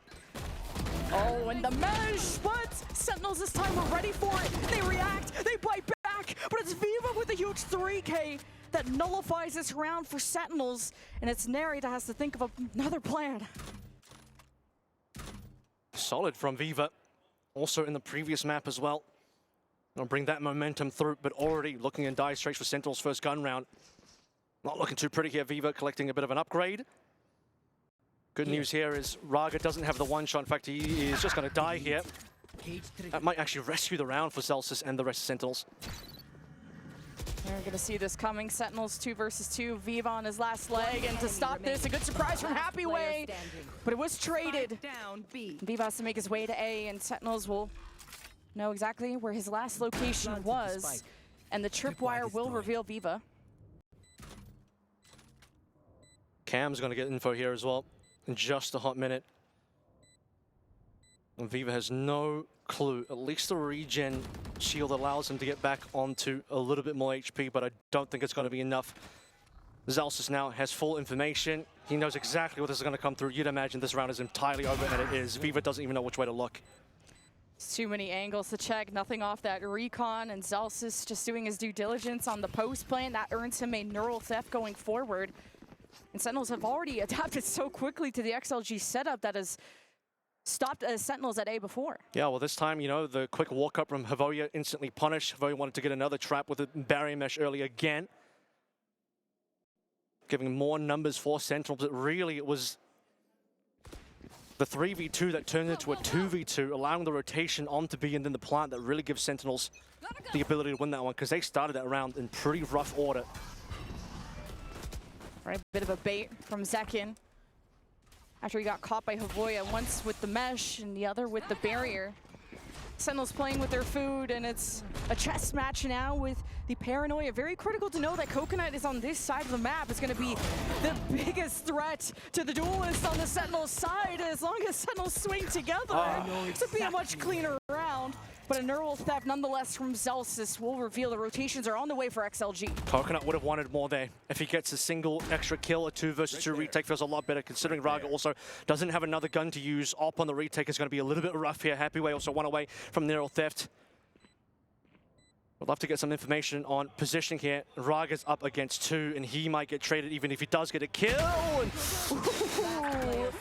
Raga could do it. Oh wait, he slipped by, and John Cutie puts him to bed, and we're tied 2-2. It's just too hard. I mean, slide, and then you have to scope in as well. He's really hoping the relay belt was going to get the concuss so that he can get that shot in, but just too hard to get that retake from the position of Raga. Needed a little bit more help from the single other teammate that was available there, but really if Coconut was able to get a single more there, stay alive, delay a bit longer, get some more rotations over, could have been a different game there as Havoya and Viva were able to get themselves the one each, and Havoya now a couple times in a row not scared to play aggressively and dry peeking into that choke. However, a couple rounds now as well, 2 in a row that he has been taken out early because of it. Game plan's been pretty solid from Sentinels, just heading into A first. Things go awry, you end up at B. And just now knowing that Coconut's on that left A link area, you know that duelist from Sentinels has just been very careful on how much he wants to commit and whether he wants to immediately do that, using the speed to the full advantage. And Raga did what he could. He had that great initial shot with the op, but like you kind of pointed out earlier, it's not your favorite weapon to try and retake with. It's like, how do you get the second shot? He needed a collat on the first one, unfortunately, and that's probably the only real way he gets in. Let's talk about the fact that the last time they met, 13-6 was Lotus, but also the same score on Sunset. Zekin went absolutely large. This was back when Sheila obviously still had midi. They were playing more of a breach look kind of the same comp as we're seeing here, just with the Sova on Viva instead of the Fade that Narrate plays. But largely would have been the same comp otherwise. This time playing the double Senti for XLG instead, which so far, of course, they should be getting a lot more done in these early defensive rounds, or just on the entire defensive side. But when you look back at previous results, it was 8 and 4 in the opening attacking half for Sentinels, and then 5 in a row in the defense for Sentinels to really clean through with a 27-10 finish for Zek and a plus 17 on Sunset alone in that particular map. Definitely a way for Sentinels to keep punishing XLG, especially knowing this deadlock is on that right side. Because you got to really step up to throw that barrier. That thing is heavy. And the mesh too is still not enough to deter Sentinels until XLG cook up a better combo. And I think paired up with the paranoia, if that just syncs up even better for XLG. Kind of saw Sentinels not all swing together. There's moments where you can maybe catch Sentinels staggering. So it's still a pretty back and forth A approach. It's also really tough for the Sentinels lineup to be able to get rid of some of this utility at range, given that you don't have the Sova here. You want to play the Fade, which is very good, very acceptable, but lacking the shock darts to be able to get the easy clears on trips and Sonics and all that kind of stuff. So it will cause a few more additional headaches that they have to consider. Harder as well to be able to follow up on things like you want John Cutie on this bridge to flash you through, fault line you through into certain plays, but then you run into a piece of utility from one of the Sentinels and things just get a little bit rough in terms of timing, particularly if you're Zek and you really want to get those fast entries. We already saw him being punished earlier on. That will continue in this series unless Sentinels can sort of find a way to work their way across utility. If they can get these early kills on Havoya, that's one way to shut it down. But at some point, I expect Havoya, he'll need to rein in that aggression a little bit to make sure he can at least live a little bit longer in these rounds, to make sure he has more to play through. Yeah, because if you let Sentinels get close to the site, John Cutie's going to explode in with all the breach utils, so XLG have to either play forward and prevent that take, or out of the site and out of mind. Because it's not even just the fault lines and the flashes, it's Narrate as well, who's one away from the Nightfall. So fighting for that A orb is going to be quite important. Ultimate's online, this time for XLG. Still a couple short on the side of Sentinels. One more kill required for Narrate. Or mid control to come on through. A lot of melee trading over towards A main. Not going to be the case this particular round. And the Prowler to just take a look that Havoya is not to be seen. In fact, a lot of Havoya's utility hasn't even been deployed yet. He's waiting. Oh, Coconut, come on! You had the heads up. It's in your name. You're all up there like a coconut. You just couldn't get that first blood, but it is just Instead, he got cracked open. Yeah, he got cracked for sure. An XLG on Sheriffs, that would have been the one surprise, something to get a rifle. I mean, I'm just hard coping at this point. Happy way, that is nice. Neural Theft being invested too. XLG believe. I don't know if the rest of us do, because Narrate is pulling out shots like that to put the ball back into Sentinel's court. And Havoya is blinded. Right there. Or somebody was blinded, and Havoya is still kicking.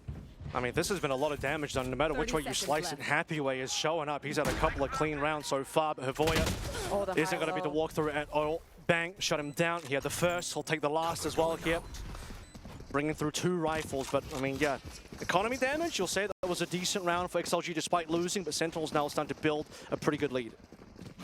And Havoya had a real chance at the 1 versus 2 because he picked up a rifle from mid, so still. He would need to play the Annihilation too, I think, and then maybe, yeah. Yeah, we're coming up with, you know, hindsight 2020, but now it's 3 in a row for Sentinels, and then you got Nightfall. Could always, you know, with how Sentinels have been pivoting back and forth, you could have that Omen be part of that with Bang, so now some mid patrolling. Also, Narrate got a couple of kills over on the B side A side rather last time as well, which was causing a few problems. Let's look over towards Market one more time though. That was where Coconut fell early. He's posted up, ready to control this. Break trip into mid. Havoya, he dropped off. Don't want that smoke. Oh, Second does not care. Wait, the Annihilation will I think still dies. be grabbed by that Annihilation, and Zelsis will have to avenge him. As now the spawn is open, and XLG get hit by a Nightfall. So there's so many problems that Happy Way is facing, and he won't have to worry about them anymore. It's Coconut and Viva have to also re-clear through their own spawn. They have no idea where Zelsis is lurking about, so saving your weapons, including that op. Well, that's the thing, right? They brought the op in. Raga played a glass cannon op that will be recovered by Viva now. The Sentinels feel like they have enough to chase here. Money's actually not too bad, so they're going to go for this one. If they take away the op, that'll be a very expensive loss for XLG. I mean, just losing these guns in general will be a very expensive loss. Zekin being the only death here, that was due to the annihilation from Havoya. Everything else going very wrong for XLG.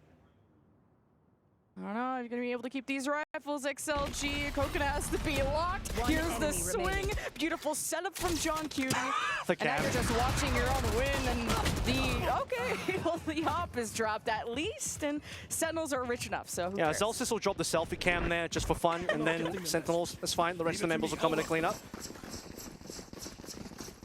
We have nearly a hero rifle onto Havoya. That will be the Guardian. We'll see what the buys are a little bit later on, but yeah, this is the one kill that came through posthumously as well via annihilation, but then of course the ending that we saw. But yeah, a large number of kills that happened in the middle of the round after Zekin trades himself with Havoya that kind of goes awry for them, and it's not going to end up being the full purchase through for Havoya, but he's still only got 500 credits left, so it's like he has essentially spent most of his bank here, hoping to get something done on the Guardian.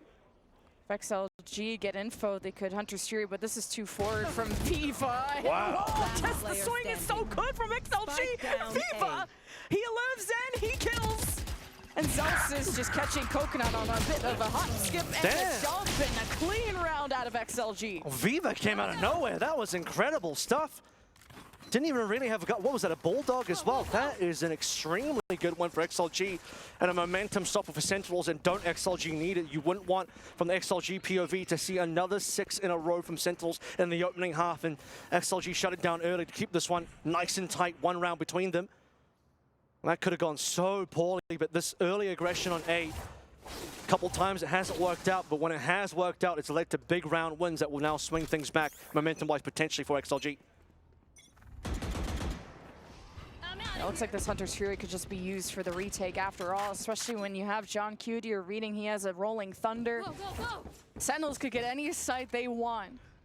And off the camera info that Celsius provided, feel confident trying to push into Coconut, into Market. The last time they've read that he was there, but it's a different setup from XLG. You got the teleport from Bang to come assist, and the spike is down. The Hunter's Fury cuts Sentinels at the heel. And it's now Bang that has to lurk around after the ult, and he gets a surprise, but not enough manpower from Sentinels to muscle that round. Good looking flick coming through from Bang, but it's not going to be able to save himself from the secondary player from XLG. 2 in a row, complete market control. Sentinels want to get a lot more work done, but just quite couldn't get that through. And now as we look towards Sentinels' timeout, we're still seeing potential buy-ups here, just barely enough money on a couple of players. Some more smiles on the faces of XLG as they start to feel better about their chances. No matter which way you kind of slice it here, this is a better look for XLG versus Sentinels than the last time they played, which wasn't particularly good for XLG at all. So, is it the case that, yeah, it's a little annoying that they're consistently having to come in with new members? It's been 3 players in this one initiator spot, moving from YOU to Midi to No Man to Havoya, the coach. Consistent inconsistency, you could say, in terms of that position. However, it's led to this event being a reasonable good look for XLG, but can it be good enough to take us to a map 3? Can it be good enough for XLG to knock out Sentinels, a tournament favorite? I think that round could have just been simplified from Sentinels, just having the Rolling Thunder, have your Neon glide in and call it a day, but that rotate over was really tough, and what a beautiful Hunter's Fury. Viva having such a good impact at 11 and 4, back-to-back round wins for XLG off of his effort. Again, Rolling Thunder, Overdrive, Neural Theft. Surely this is the round for Sentinels. Some low armors though, 125 across the board. John QT, Bulldog in hand. No early aggression this time from XLG. Could be another market play for Sentinels, walking this time into 2.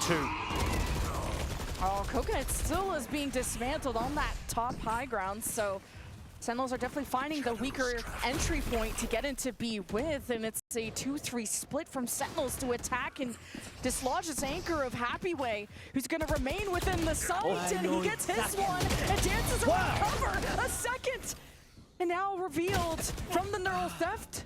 No, Celsius, he takes advantage and evens up the odds as best as he can. Sentinels back in the driver's seat after the effort from that Sentinel from XLG. It's up to Rarga, but I think maybe just keeping the op would be better. He actually can play this, so this is the thing. How confident are you if you're Rarga? You can swap over to the overdrive at any point in time. The real difficulty is eventually you're going to have to play into some of this John QT utility. Haunts back on a line. Fault line is there again. Most importantly, though, it is looking over towards that ultimate. Swapping over towards the weapon. This is so doable for Rarga.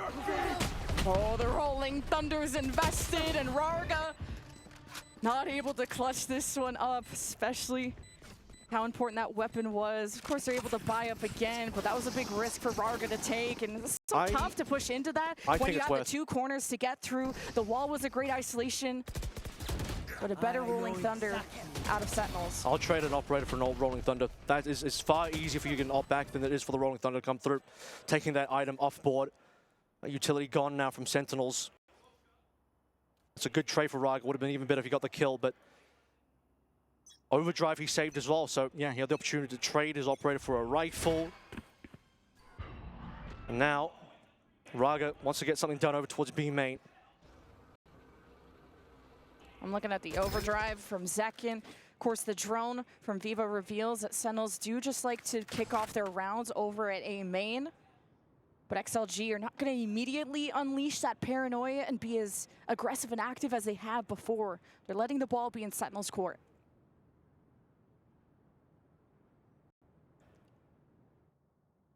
Sentinels are really curious to see if there's going to be early movements out of XLG, and we did at least see a couple members push down B. That's where the barrier mesh is going to be deployed late.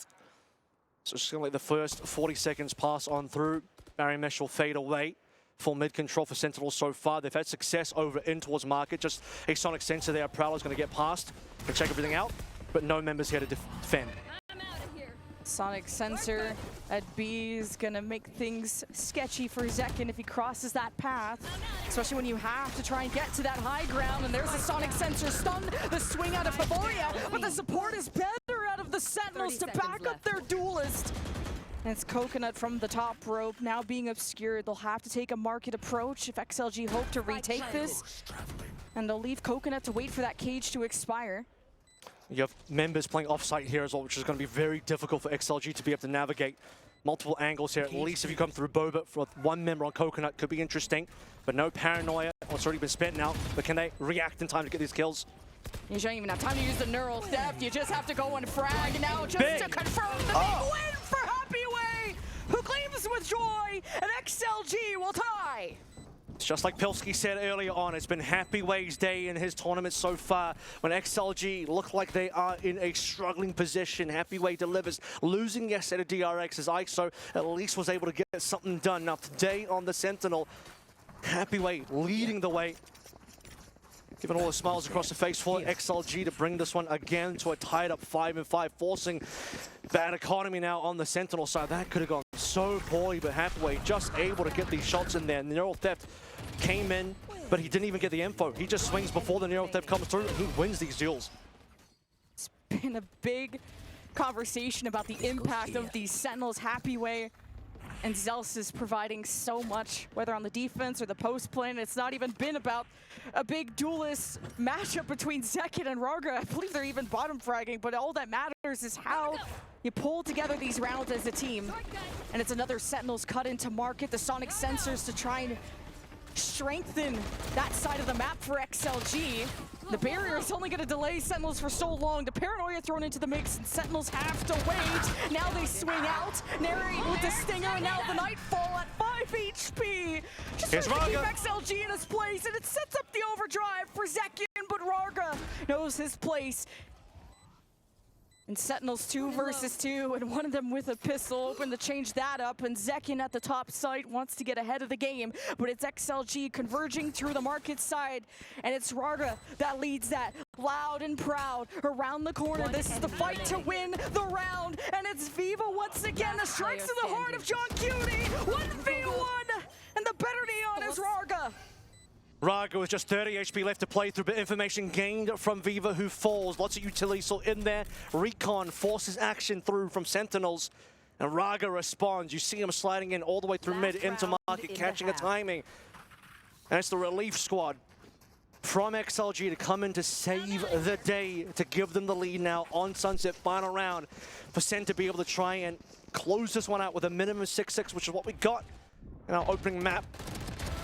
Still though, decent damage done, considering this was just a big sting around coming through from Sentinels. If the objective was to, obviously if you can't quite get the round, to at least deal significant damage, you've done that. But have you taken enough money away? Because there still is enough money for this final round for XLG. Big round out of Rarga. Needed to see him activate and come alive for potentially one of the final times for XLG at EWC, and Coconut could have maybe been hurt at that corner, and Zekin is still caught off guard, just weave, dive, and dodging around his own wall, and Happyway has been the ultimate anchor for XLG to keep B as big of a challenge as possible against the Sentinels. Here's the info off the Nero Theft. Knowing that A is a little bit compromised is going to be narrate now. They drop off Zelsis to try and sell this fake a little bit further. Havoya not interested in moving out, waiting for the barrier mesh, being patient here. Narrate doesn't want to reveal his positioning. Now finally it's going to be the full rotation. This will be an A finish. Does Raga smell this one? He's starting to lean over, and eventually XLG need to be ready. Surely that's footsteps heard. Has to be, surely. Yeah, you can prowler through that corner box, so Havoya has a lot. Maybe could even throw this Annihilation preemptively, and he claims the breach, and there tries to unleash him. And Havoya, he just giggles at his own team. What a clutch from Havoya to hold it down. Got a golf clap coming out from me on that one. Just shoots through the Cocoon player to find the one behind. Dirty stuff coming through from Havoya for XLG now to lead 7 and 5. And well, XLG won the first pistol as well. If they get the second pistol, you're looking at 9 and 5, and Sentinels a bit struggling on here. We might end up going to Haven, a map that we haven't seen out of Sentinels for a reasonable while, given that they have banned that one a number of times. And XLG, my goodness, Happyway once again delivers so huge over on the opposite side of map, over on B. I'll tell you what, G2 Leaf might not be here, but the Chinese Leaf certainly is. You see the pressure to the Sentinels really feeling it. They also just seem like a more quiet, locked-in team, at least my impression of them, seeing them for the first time in person. And XLG, they're yappers, man. They're loud, and just every time someone steps up, they're just encouraging each other, and this is a team that could really scale up. But it was Sentinels that closed it out on Lotus after that big back and forth. So XLG have to keep up this level of performance, and it's all going to come down to this pistol. A team that is mixed language here. Majority Chinese speakers, Russian coach, meaning that they do have to comm in English. It's going to be a lot more difficult to get some information across, particularly in very rough situations when a lot is happening at the same time, which is why sometimes you do see sloppy runs that we did get on Lotus, double pit situation and various others. But beyond all of that, getting past all those issues, 7 and 5 on the second map, and not a terrible opening map on Lotus either, despite that one eventually getting away from them. You can see Havoya is the one that, as I even just take a look at the team, but if you could even hear them, the main one yelling out the comms, leading the team. At this stage, I mean, he might even just be the IGL of the team. He's basically able to just relay all the coaching information he would have been able to give to the team during tack pauses and between games, all of that, but doing it live in the game itself. Sentinels are also just such a good team at being able to come back. Not that there's like they're at a major deficit, it is just 7-5. But Sentinels have such a good read on the game. They know how to download and adapt and do so quite quickly before the game gets away with them. That's how Lotus went Sentinels' way in the end. And they can expose those cracks in XLG and get in their heads. But now XLG know it's going to be a mental game, and they're trying to get themselves hyped up as best as possible, especially when there's a tech timeout. These moments are good for XLG, I'm not going to lie to you, because this is giving a lot of time for Havoya to, again, send the marching orders down. Of course, I'm not able to exactly hear what the comms are and exactly what the tactics are, but very easily you can see that he's able to just give so much info over, using a bit of time to explain things. Again, in English comms to a Chinese team that would otherwise maybe take a bit more time to settle in.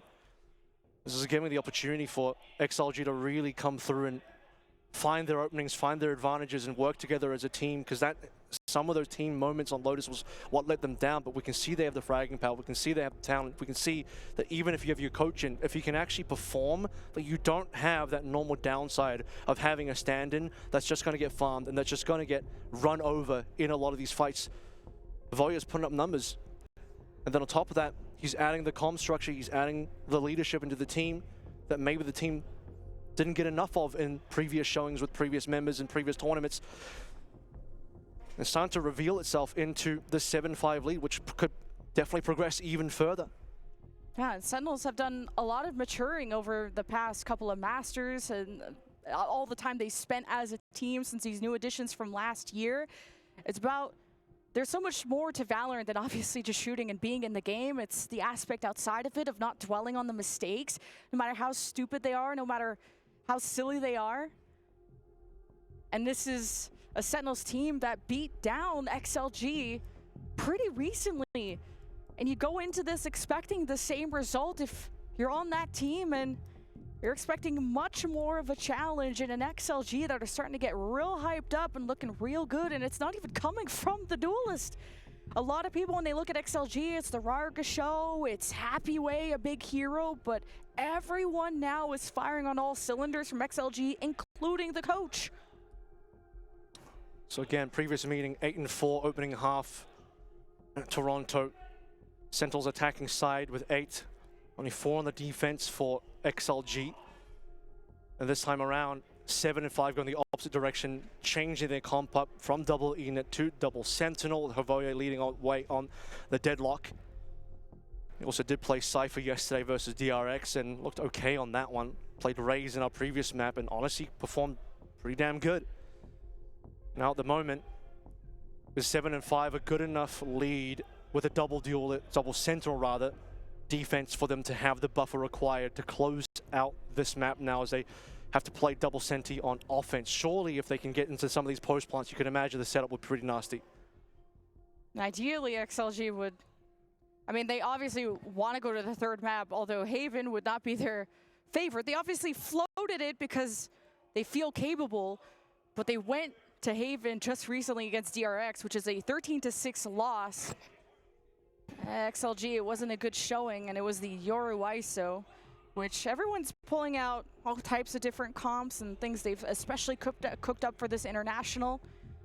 And now you're starting to think about the factor of this tech pause and how it's really iced out the momentum of XLG. Here's a fun fact for you as well. In that previous Sunset game, it was Happy Way that top fragged 18-17 despite losing 6-13 in the scoreline. Fun stat line here is also 5-1 in terms of first kills to first deaths in that last showing. So Happy Way on that Cypher performed immaculately despite losing on Sunset, and now he's winning Sunset, performing just as well, continuing that trend on that Sentinel defensive side. And yeah, he's kind of getting everything. He's getting late kills, winning difficult situations, also getting some first kills in there as well, although decent amount of first kills have also come through from other members like Havoya that we saw in a couple of those earlier rounds. Deadlock peeking through early, finding opportunities.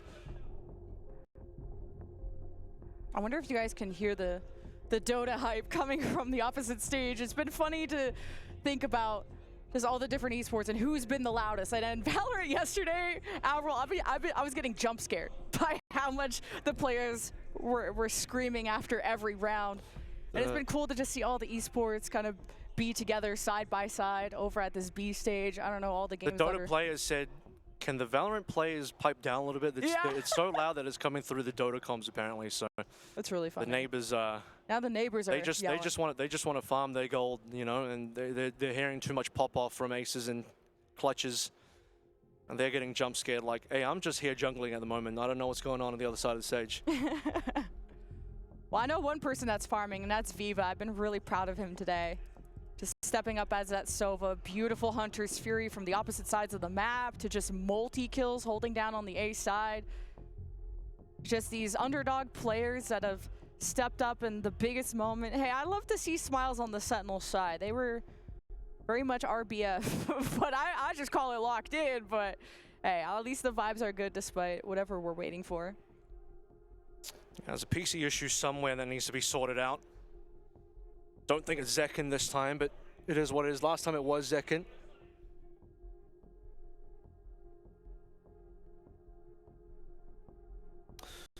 We'll just see where that ends up, but still fun vibes over the XLG side, no matter which way you slice it. They're happy to just vibe for now, having their back and forth chatter. Hearing 2 minutes until we're back into game, at least, unless I just caster curse that one. I think there's no rights PC down the end there. That's Can I caster curse production? Is that a thing? yeah, if that was possible, if that was possible, I'd be curious what extent you could start doing that. That would be a I'll work superpower. my voodoo magic for sure. Because me and Schiff were cursing yesterday. Not like that way, but we were cursing our broadcast because I don't know if we keep summoning the tech issues. You'd have a that basically like a superpower. You have like a Timu Death Note kind of style going. I was like, no, I can't write somebody's name and cause their demise, but you know, I can just make things annoying with curses. So if I could spell anybody's names, that would be great. Timu Death Note. What is it? Like your pen doesn't work? Do the pages? No, the it's just bleeds? you just curse things instead of actually having the power over life and death. That's what that is about. Ah, okay. Speaking of life and death, we are in the lower bracket, of course. And I think we are getting back into we're getting back in. Okay. Okay, again, 7-5. Pistol, important here. Could be a decent lead being gained by XLG if they clean up the pistol again. Of course, double Senti on the attacking side could be problematic, and if they can start bringing together some rounds, especially in these post-plant successfully, XLG would be in a great spot. See XLG just trying to keep the energy up. You just can't look at the series score. Don't even look at the map score. Just focus on the half. Of course, Cypher trips are going to be the obstacle course that Varga has to get through, but that's the joy of having Viva and just, you know, eyeballs in your head too. All right, we waited a long time. We're going to start things out. Quick stack over towards the B side. Solo trip to be able to hold off for some time, and the shock will just place that one, leading to a fast lane hit onto B. Nobody's home. This will be a full retake. I like that Varga's inserted deep too to kind of watch for any potential retake. And that'll be all led by Narrate with a Prowler. In which corner he decides to check with, and someone has to swing right in there. And I think a breach for a retake is going to be a lot more solid. And again, very little ways to be able to stop this utility from range with no shock darts available. So you're just going to have to try to run into some of these. At least there'll be some information on Viva. Oh boy, you're doing what you can. You get blinded, you get breach utiled, and Sentinels have found their way in. There's a Sonic Sensor, a good concuss that Varga is able to benefit from. And it's a 2 versus 1, all up to Narrate. One enemy and remaining. He gets the finishing blow on Coconut, not expecting Narrate to get that close, and XLG have that pistol too. Honestly, Sentinels did a pretty good job there coming through, despite having to run into all of this util from the double Sentinels. But the flashes, the stuns are good, instantly working off of those, the breach util coming through. So, despite losing that round, came within very close margins, but it is the pistol going the way of XLG in the hands of Havoya, the last surviving member, led by their coach here, looking across the stage. As it's going to be, do you want a keyboard? Is this a keyboard issue? I can help you out. I got a spare one ready to go. As got a bit more time now, plenty of time, maybe too much time to talk about the fact that this is potentially going to be another anti-eco win. Obviously, we're going to look towards a 9-5, and then suddenly you're looking at a situation where Sentinels are going to start sweating a little bit. They should be looking pretty good on this attack, rather on the defense side, considering attacking double Sentis could be a little rough. But again, if you can actually get on these sites, it's just really, really rough. It's rough, but we hope you guys have time to go get a snack, and we're going to make sure the Sentinels are all okay. And we'll check in with Sen City too after this break.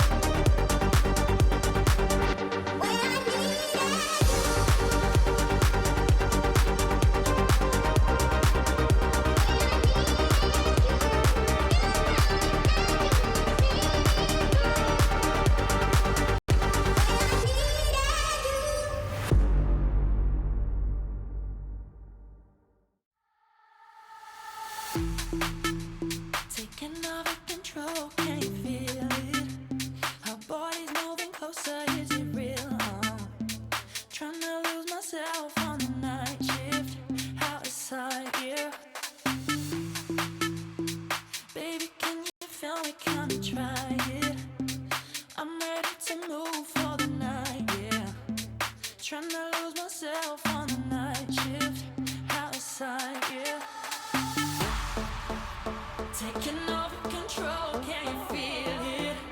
Our bodies moving closer, is it real? Trying to lose myself on the night shift, outside, yeah. Alright. Baby, can you feel me? Come and try it. I'm ready to move for the night, yeah. Trying to lose myself on the night shift, outside, yeah.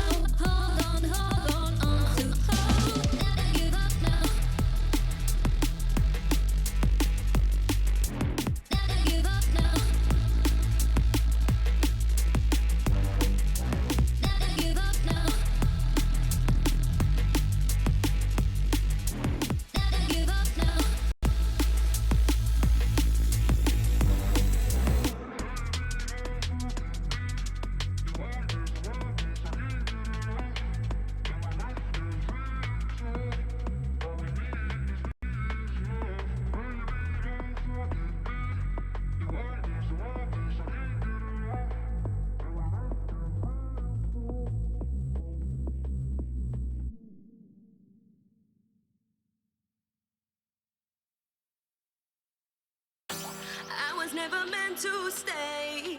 It was you that put me in. Promised me that we'd be okay. All of your lies I was believing. You were there most of the time, but that was never good enough for me. Had me going out of my mind, had me going round like crazy. But I gotta end this way. Why is there always a show for you to let me go? You got me like crazy. Like you were always right and I was always wrong. Crazy, baby.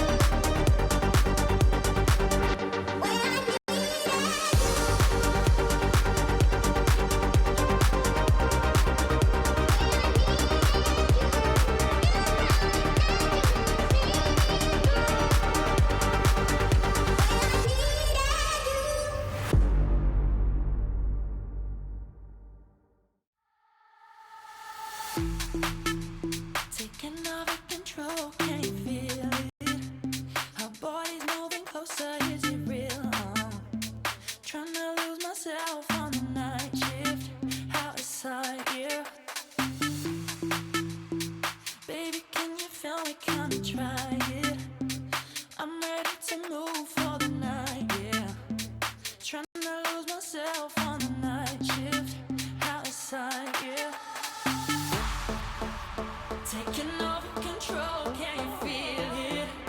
Our bodies moving closer, is it real?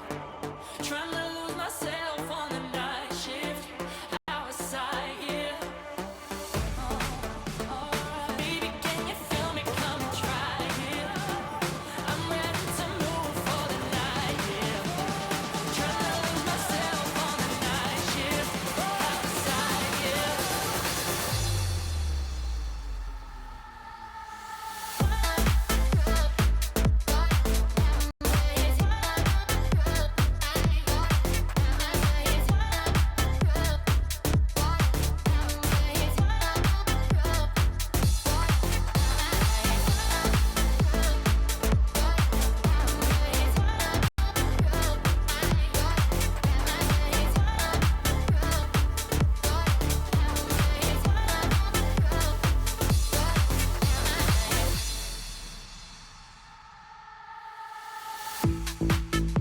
Taking over control, can you feel it? Our bodies moving closer, is it real? Trying to lose myself.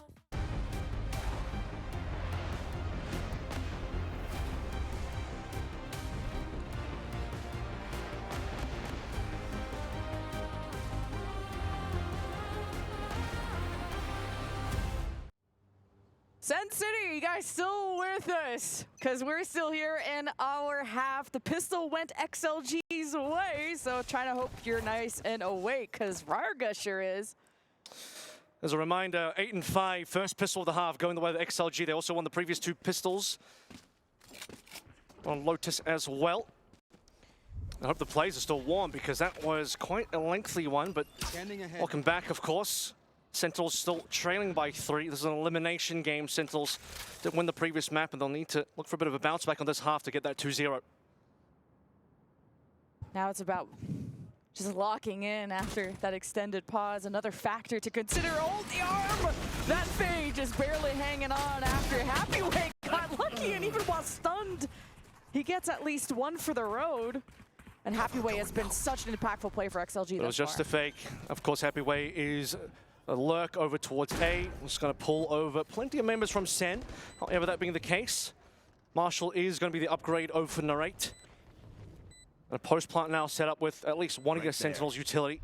It's going to be pretty tough to enter. You've lost second as well, your entry player.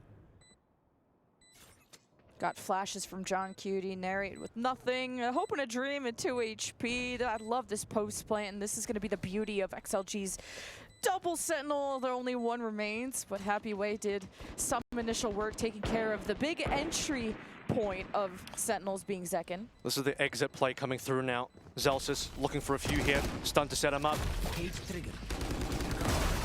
And it will at least allow them to take the Havoya, but largely it's still XLG cleaning it up strong here, retaining that rifle onto Raga as well.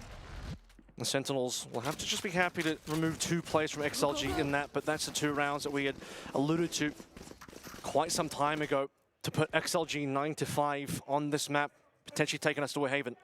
This first rifle round from Sentinels is going to be everything, though, to have a chance to stay composed after the extended pause and to try and catch up a little bit to XLG having a strong second half and obviously a strong first half when it went 7-5 XLG's way. They got really, really hyped. So if anything, the pause kind of helps Sentinels keep XLG calmed down.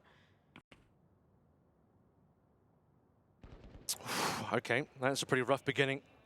Bang onto Viva, Zekin onto Raga. Both sides of the map finding success for Sentinels. That's also the lurk side being dealt with as well on A.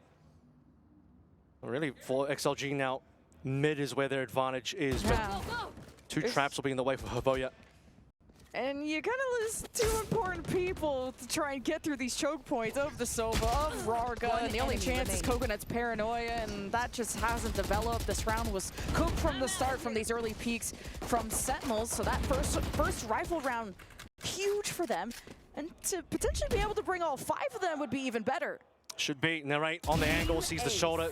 Team Ace coming through, everyone participated, and then of course we saw across the entire map, nothing from XLG really able to convert in that round at all. So Sentinels, good to be able to take their actual rifle round and bring it it to a victory. XLG now. Let's see what they can buy up here. Coconut, by the way, is going to be one away from the Shadow's ultimate, one away from the rate as well as we head into the 4th round of the half. When I heard Sentinels try to get hype and bring that energy back, you look towards the IGL, the leadership of John Cutie, even Zelsis as a veteran on this team to kick back Sentinels into gear. Where are we? Now Neri playing further back with the haunt that is going to get some information with a paranoia that could have came out at a bang, or even just the breach.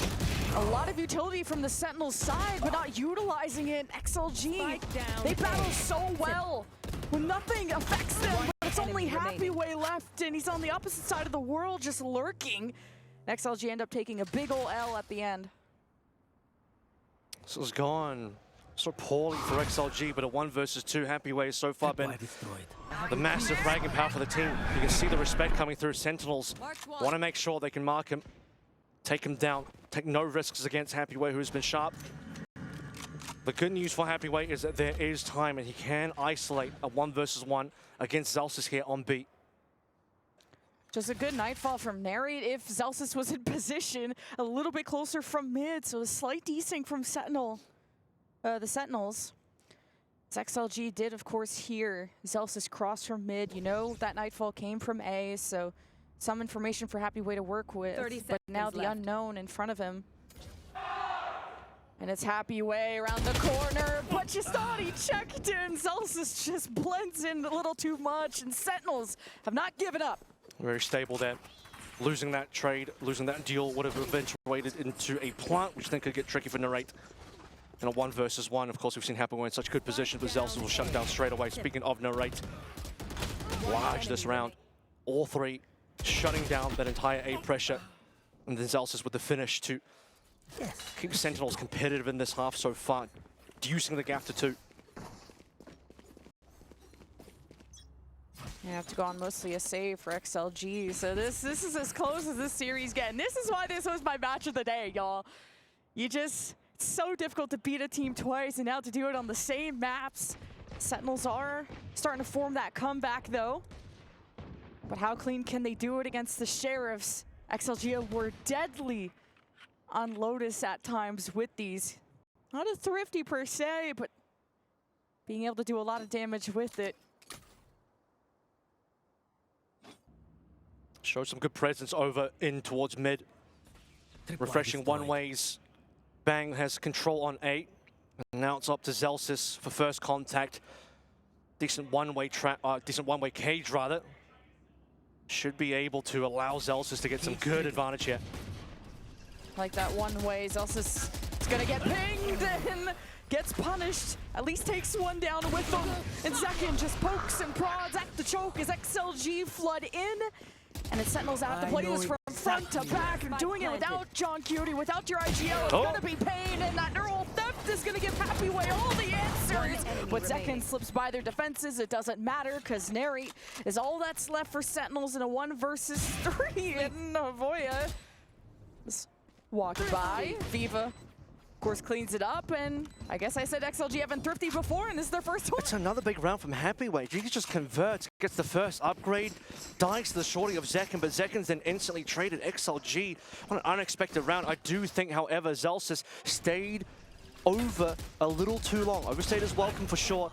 He wanted to get more value spamming through in the one-way, but just didn't expect that he was going to get tapped in the face. This was really huge from Zekin, though, to take Happy Way down, but unfortunately not enough to convert further as Happy Way getting in that position, dropping the neural theft in there as well, and then getting kills on top of that. Man, what a sick round for XLG to be able to come back and get that lead back one more time. And Lotus was so win streaky, and XLG are not going to let that form for Sentinels. Annihilation doesn't. The Warrior goes fishing, gets no one. A big double kill from Bang, but an answer from XLG. They recover the spike, and they already have Coconut within the site. No paranoia. All the util from Viva, and even a Hunter's Fury, but to even have the space to operate around that, it's going to be tough. Zekin could activate. Speaking of operate, right? What's he going to do about this situation? Should be able to get a free kill here. Doesn't need to use the overdrive just yet. A single player left to play through in Viva. If we get more teammates in this post-one, could use this Hunter's Fury, but Viva will be good for one, but can he get more? Absolutely not. Zelsis with the backstab, and the round goes back the way of Sentinels. Spang did a lot to cut down the forces of XLG and cost them a lot. Although at least XLG didn't waste too much time, but then Zekken just gets to walk up with the op and get a free pick there too. If XLG could have shut that down earlier, maybe the round could have swung a different way, but Sentinels remain in the XLG shadow. And a missed annihilation as well. Doesn't help that situation. If that catches onto Bang, you don't have those 2 deaths. And suddenly the round is a little bit different. As you can see here, Bang just really came up large. I mean, yeah, the trades were there from XLG, but when the numbers start to get dry and the rest of the defenders start to flood on in, Zelsis will find his kill. Operator retained, dropped back into Zekken's hands. As we move into number 19, and Zekken is hungry for an opening. Gotta go. And he's got pinged, and the Sentinels have gotten first and second blood in one of these previous rounds from just these early peaks, and XLG are going to try to mark that a bit better. It's good conditioning from Sentinels. They are going to get stunned and fall back into market. Some space for XLG to work with, but the retake is already there. John Beauty front and center, a big pick as Sentinels spread themselves thin on both sides of the pillar, and it's Bang left to pick up the pieces. 1 versus 3, Spike going down. And Bang has Paranoia, and there's so many corners to check. At least Coconut won't be in this equation. Bang has the 1v2 ahead of and that's a good trade from Viva with 3 that round. And the trust from XLG as well. Heavyweight was the only one that didn't actually have a gun. He's been the top performer in this map. Drops his rifle over to another member. They'll be able to push on through, get that one done. A number of players on that Sentinels defense where they're actually on site. You had Zelsis over towards Marcus, who couldn't quite get the cleanup he needed, even on that off angle. And I feel like ever since we got that Thrifty coming through from XLG, momentum is looking decent for this team, and it's still Sentinels trying to claw their way back to an even score count in this map to give them the opportunity to close out the series 2-0 and move on. Yeah, Sentinels tried the same early round approach of just kind of saying hello and not getting greeted the way they like this time, but this time not kind of waiting for a whole retake to form and kind of letting them plant. Sentinels are trying to be on prevention duty, and I think trying to find their way through that chaos is what Sentinels have to talk about. Also just composing themselves, because this has been very close, very back and forth rounds. No one really win streaking in this half too much. And it's 11-8. XLG so close to forcing Haven. Zekken, of course, he saw the operator this round, so tried his best coming in with the overdrive, but only so much you can do there. As we come back from that attack pause, 11-8, as mentioned. Not great weaponry on board for Sentinels either, but they've essentially bought themselves out, and they want to prevent this XLG 12. Very important for Sentinels to win this round now. Sentinels can try kind of unite again with the initiator of Narrate. You got Prowlers, you got a Paranoia, and it's him with a double kill. Could have saved this round. Narrate has been huge in these rounds at times, and still dwindles XLG down to only 2 rifles. Solid from Narrate, and now there's guns on the floor as well. So what do you do in this situation for XLG? You're down to minimal numbers. You're starting to pass over the potential of gun upgrades if Sentinels are allowed map control here. And so for XLG, retain position, push back over into A. Sensing that Bang is going to be nearby, but you called it. Narrate's been huge so far on this defensive side. Does Viva have what it takes to take down Bang here? Yeah, Bang makes first contact. John Cutie could swing. He has full util, 1 away from the Rolling Thunder. John Cutie up next. Viva's just quicker to the trigger. Look at that teamwork with him and Happy Way. Viva, it's not always about the numbers, but the importance of these kills. And now the plant goes down. Speed activated. Zekken in position. The drone out. Nace has spotted this Neon. Tag. As Zekken plays with his food. The spike in front of XLG to defend. And Happy Way puts 1 down. And it's 1 to go. Getting XLG up to match point.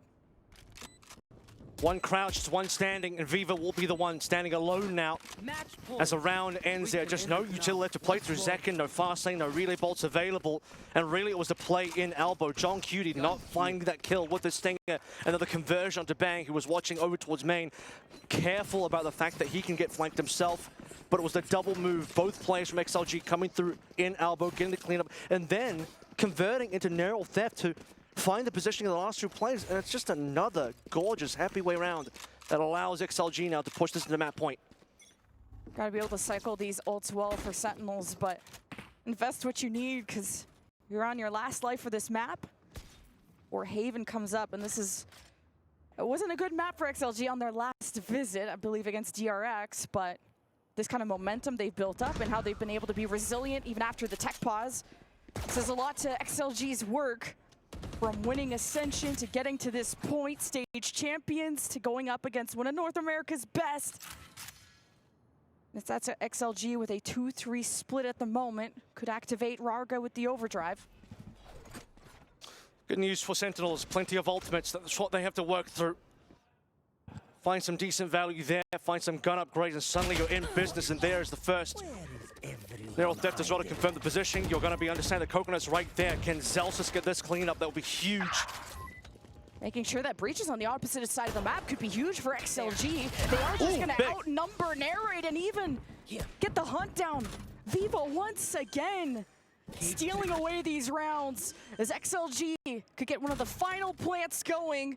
As John Cutie with the Rolling Thunder is coming up for Sentinels. Yeah, can these two players on XLG do it again in these clutch scenarios? It would be insane for them to just consistently win. However, for Sentinels, they have the ultimates to play through. They have utility for Zekin as well, and he's got a gun. He slips and slides, and there's only one place XLG can win. But this Lord away! Oh, it's joyous for XLG! They get themselves another chance, and it ends on Haven. I said this at the start, it's a happy day for Happy Way. Unreal 3K there. 2 versus 3. Can you call that one a clutch? I guess in some ways, absolutely. You had to play into a Rolling Thunder. You had to play into full util from Zekin as well, who, credit to Sentinels, played that round as well as they could. They got some gun upgrades. They took down 2 XLG members early, put the gun into the hands of their duels of Zekin to be able to carry in the late stages of the round.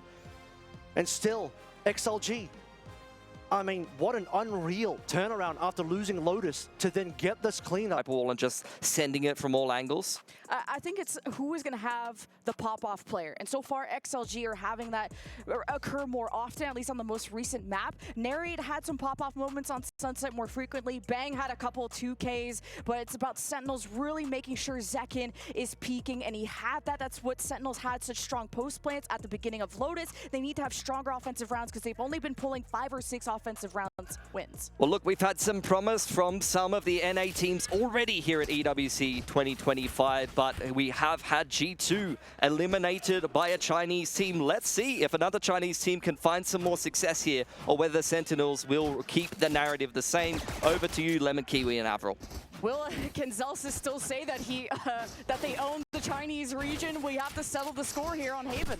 And look at this, different comps all the way around. It's like we swapped sides entirely. XLG are going to be the ones running the tried and true Raga now onto the Jet. Something I was thinking about if he was going to look towards an early on, straight onto C main. Massive face-up, both teams contacting each other.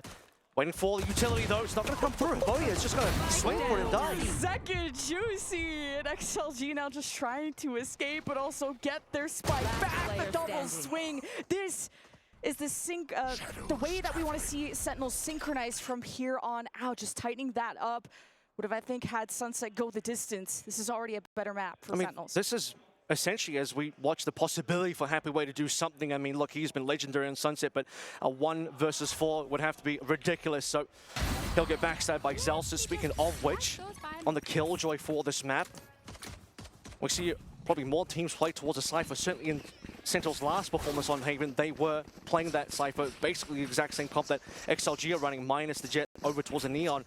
But what's interesting about the Sentinel comp is they're essentially playing a similar style with the Viper as DRX did versus XLG. So Sentinels are trying to basically replicate some of that DRX success that shut down XLG in yesterday's game. It's going to be good surveillance from Zelsis, but at least I'm happy to see Happy Way on the Cypher. And this was not to shade Havoya. Now he can frag and enable his other duelist without necessarily needing to be one. Although the double duelist would have been sick, but XLG hoped to explode in off of this breach, but it's the anti-eco obviously in favor of Sentinels. A very loud and proud sniper from Zekin, who is going to be smoked off. A B approach from XLG, but having 5 on the retake, it's going to be difficult for XLG to hold back. They need to be able to close these distances as well. They want to do that over towards A, but Viper just flashed up beautiful paranoia onto all members, and here comes Zek provides. One enemy It takes too long to reload, but Sentinels pinch from all angles, and it's a pain sandwich that XLG did not want to be part of. So beautiful retake and bringing all of those into the bonus. It's perfectly well played by the Omen of Sentinels. Bang, and it's all over. Paranoia setting up second for success, sliding on in. Despite it only being a Marshall, it's good enough for Sentinels to cleanly walk away from that. He'll pass the Marshall on to John. And now the operator's online for Zek, and insane timings coming on through, as this is going to end up being a very critical round where XLG might not be ready to walk into an operator this quick on round 3. We almost got into Zekken's YouTube video if he would have just kept hitting headshot to headshot, and even unscoped, that would have been sick. And he's having such a fiery start. It's only been 2 rounds, but I'm excited to see how this is going to end. Now the first rifle round for XLG, to not let Sentinels get too much momentum off of this as the A approach looms. And yesterday as well, Human Jet player for DRX was finding a lot of success earlier on against XLG. A lot of first bloods. Jump peeking his Bang, gets a spot out. Not, okay, no, it is going to be a cancel for XLG. He's thinking about how far Raga really wants to take this one. He's going to respect the fact that util has been played in, multiple members are now on site. Happy Way being spotted out here as well. Yeah, Spike's already gone at this point. XLG know that A is cooked. And John Cutie just acting as a semi-sentinel with really good delays with the orbs, the mollies on the floor, and XLG now can make it look like they went elsewhere, but this lurk from Zelsis is what matters. He's got, of course, ears and eyes on C with the turret there, and he tries to keep his eyes peeled on mid, so Sentinel's still confident in their read. Are they going to see Narrate though? They need to get Narrate down early. Viper Walk is still coming to slow this down a little bit more. There's nothing more than what the Sentinels defenders could do. Of course, using a lot of those bonus weapons, and Zekken wants to keep the op, so XLG will show face on their first rifle round. Huge from the getting Narrate down, checking that angle, and then bursting past the Viper Wall. Cleaning up a couple plays with lesser weaponry. It really was the op from Zekken that could have been the game changer, but XLG unwilling to walk in towards C, steadfast in their confidence to push their way through A, knowing that utility had been spent, Snakebite was gone.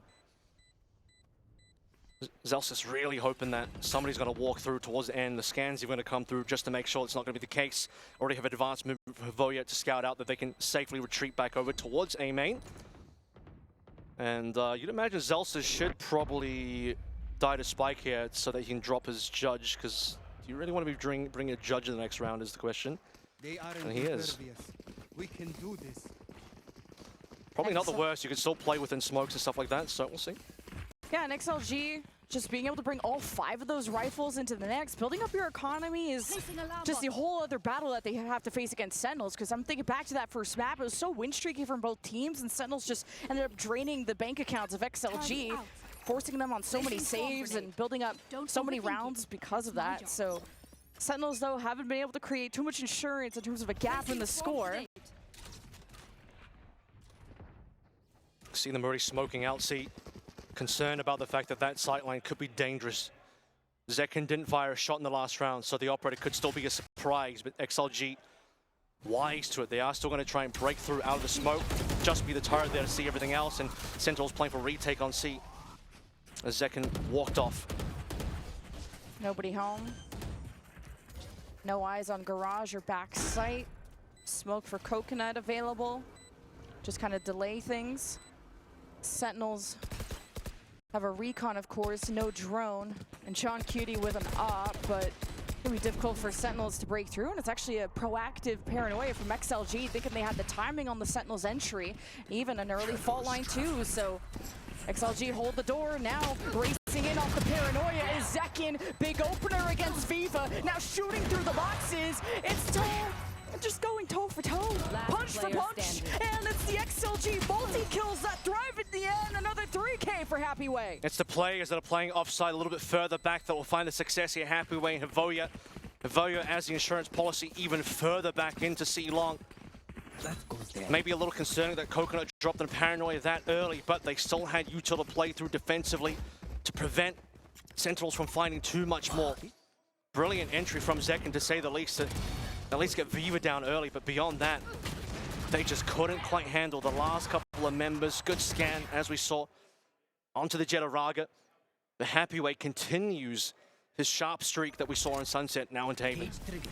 I like that XLG went away from the Yoru and ISO as much as Mitch would be hyped to see the Raga Yoru once again. But they had such a weak defensive half because of that. I think it was 3-9. This is a much more suitable comp for XLG. Going well so far with back-to-back rounds. Looking for a corpse for Happyweight at the neural theft advantage. And Raga makes that space and somehow loses that. Zelsis, to wow! Zelsis with what? Spike down, A share of 4K to turn it all around to reestablish the Sentinels? They did not check the double box to their right. That is very basic, and unfortunately that may cost them, and it will. Happyweight not going to be able to clean up so many members. We've seen him at a 1v4 before, and it's just too many members of Sentinels to break through. Zelsis, when things were getting awkward in that BBL game, Zelsis still held strong. And the first customer was Raga. Zelsis popping in, but you have to be concerned. Like, at this point, how are you not turning around? How are you not considering where Zelsis standing from? By the time that Havoya noticed things, far too late. A very common box for players to hide in, particularly on an eco that just wasn't checked. Out of all the weapons that round, it's a Sheriff that almost gets an ace. Jeez. Sentinels got ults to work with, just mainly the overdrive and narrate one off the Hunter's Fury, but Sentinels haven't been aggro for A orb, especially with the smoked off. Despite Sentinels having a deeper smoke, they're countered by the XLGs. So Garage will be explored for the first time for XLG, and with the breach, you're Right there. happy to break in.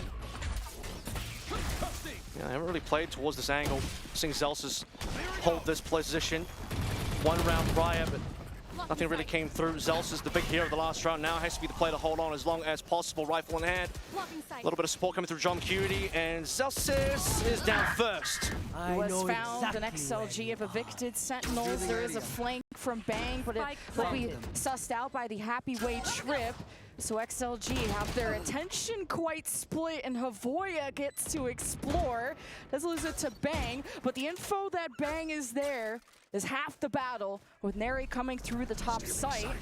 XLG have time on their side too. The Paranoia clears out Garage, but isn't going to get the targets Bang was looking for. And look at the instant smoke up as well coming through from Coconut. 1 HP, by the way, Happyweight.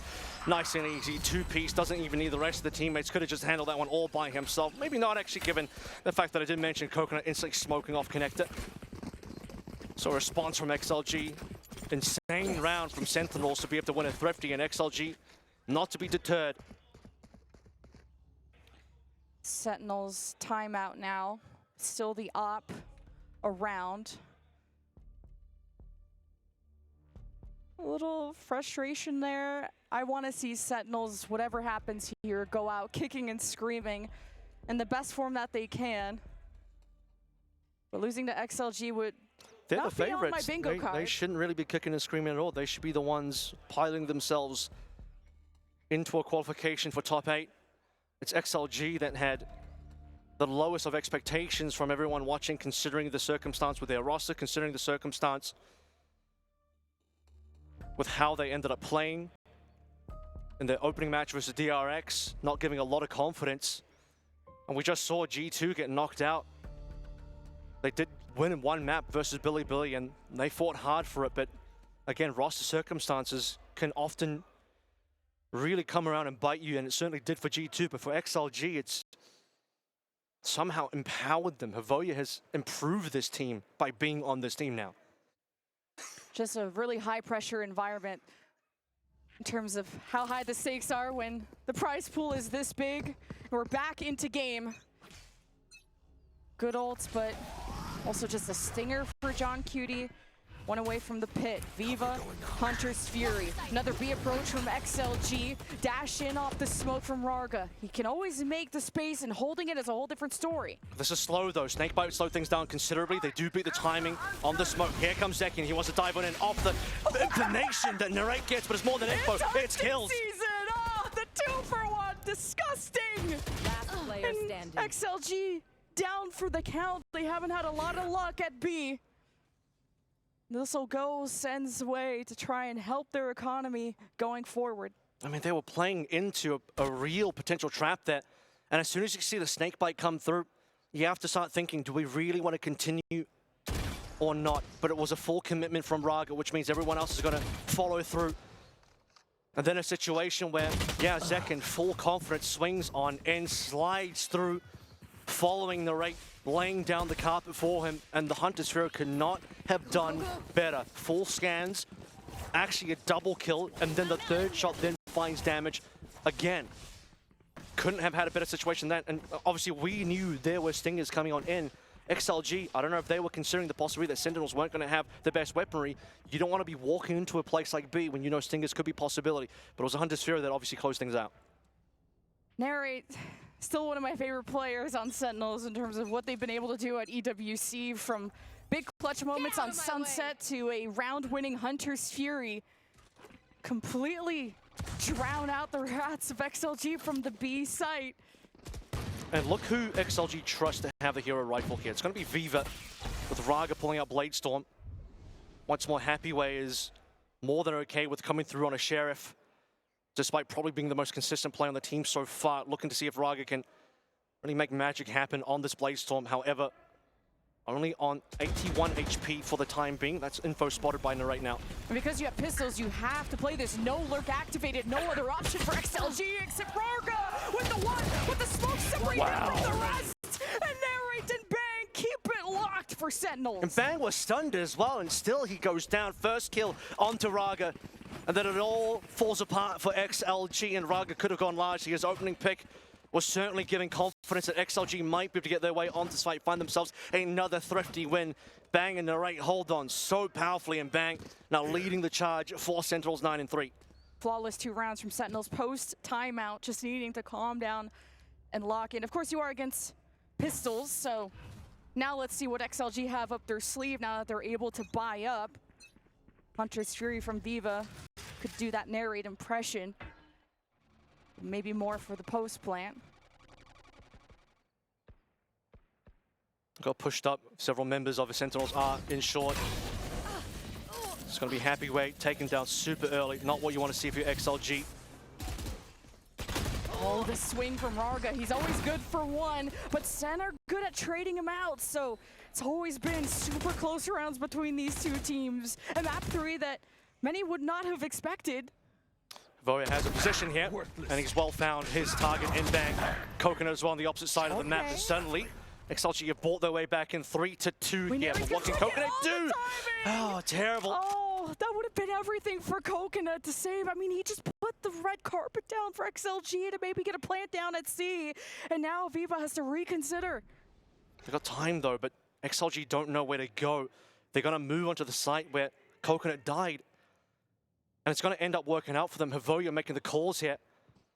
Where is the Viva? Do not take that trade, please, Viva. That would be terrible. You need to get grouped up with Havoya right now and play for a plant. Cannot afford to die in mid. Scanning ahead. Right, plant should be good. Zekin and Narrate recon too to help Zekin get eyes and ears as best as he can. Zekin adjusts carefully, left side, and actually a quiet approach as Viva plays through main. Of course, you have Havoya through garage. As XLG don't want to get multi-killed. He's flanking. Sen just within the site.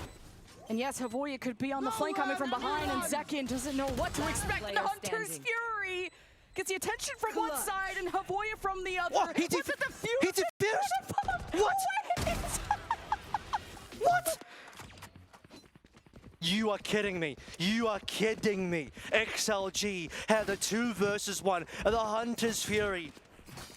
Havoya even earned the Rolling Thunder off of that backstab. And yet, the defuse comes through, the ninja defuse. How on earth XLG have just allowed this one to slip through their fingers? Oh my God. Oh, that is terrible day of eyes to watch that round unfold. But for Sentinels, it's what they needed. Okay, the early pit, and actually a deep one over at the A for the defense, and no Hunter's Fury from Viva to kind of counteract that. XLG could just walk away from the center, so packed in, but Coconut, because he teleported in, they're committed. XLG with the Rolling Thunder, which just haven't been able to get any opening. Second comes alive, and Sentinels Sentinels unite for a 7-3. What a weird position, Coconut. I mean, he reveals his spot over into heaven. Of course, he was considered that maybe he was revealed anyway. It was just good shooting from Sentinels to just throw in some shorty shots. But there's a world where Coconut just plays a little bit more patiently, finds a better timing there, but as soon as he started shooting, his position was gone, and then the rest of XLG, not a lot to say on that A side of things, and they'll take their own tactical timeout, man. I just, again, that Ninja defuse round on number 9, kind of shaking the team up here a little bit, and now they're just dropping more and more rounds. See a little bit of frustration of Voye there, communicating with the rest of his team, and this is the problem. You have a situation where mixed language rosters could be some miscommunication in terms of what the game plan is, and certainly team play issues is where I've had the largest criticism of the Shilai Gaming team. We saw on Lotus several moments where that cost them extremely good situations that they probably should have won in, and no better is a position where they allowed that Ninja defuse to happen on 2 rounds ago. So yeah, Shilai Gaming, where they've been strong, but where they've been weak, it's been very bad. Yeah, I wish we had a replay of that Ninja defuse because the Hunter's Fury is there. You had the flank from the breach on the other side. Like, how do you get away with that? That's got to be frustrating. But the thing that XLG have to hope for is an 8-4 half. It's currently 7-3. You're on a save. I guess a hero rifle, or gonna buy up what you can if you're XLG, but not the half they were hoping for. I'll tell you what, they put the hero rifle in the right place hands this time. Happy way, he's been solid so far. Let's see if he can make it work, although he did lose his life very early on over towards A, and that may happen again. Yeah, he's in a rough spot. Look at this, and I respect it. You know what? Absolutely. You definitely throw the Hunter's Fury out for just this guy. He is worth pulling it in whole ultimate just for 1 kill. Sentinels, well played. Out of the picture. So XLG can go forward, droning up through garage, wanting to tempo up. They've smoked off B, so they don't get flanked. Now Coconut has to be the lurk and check out KU. He wants the gun. Coconut would like to see if he can maybe retrieve a rifle. That'll give them a bit of help.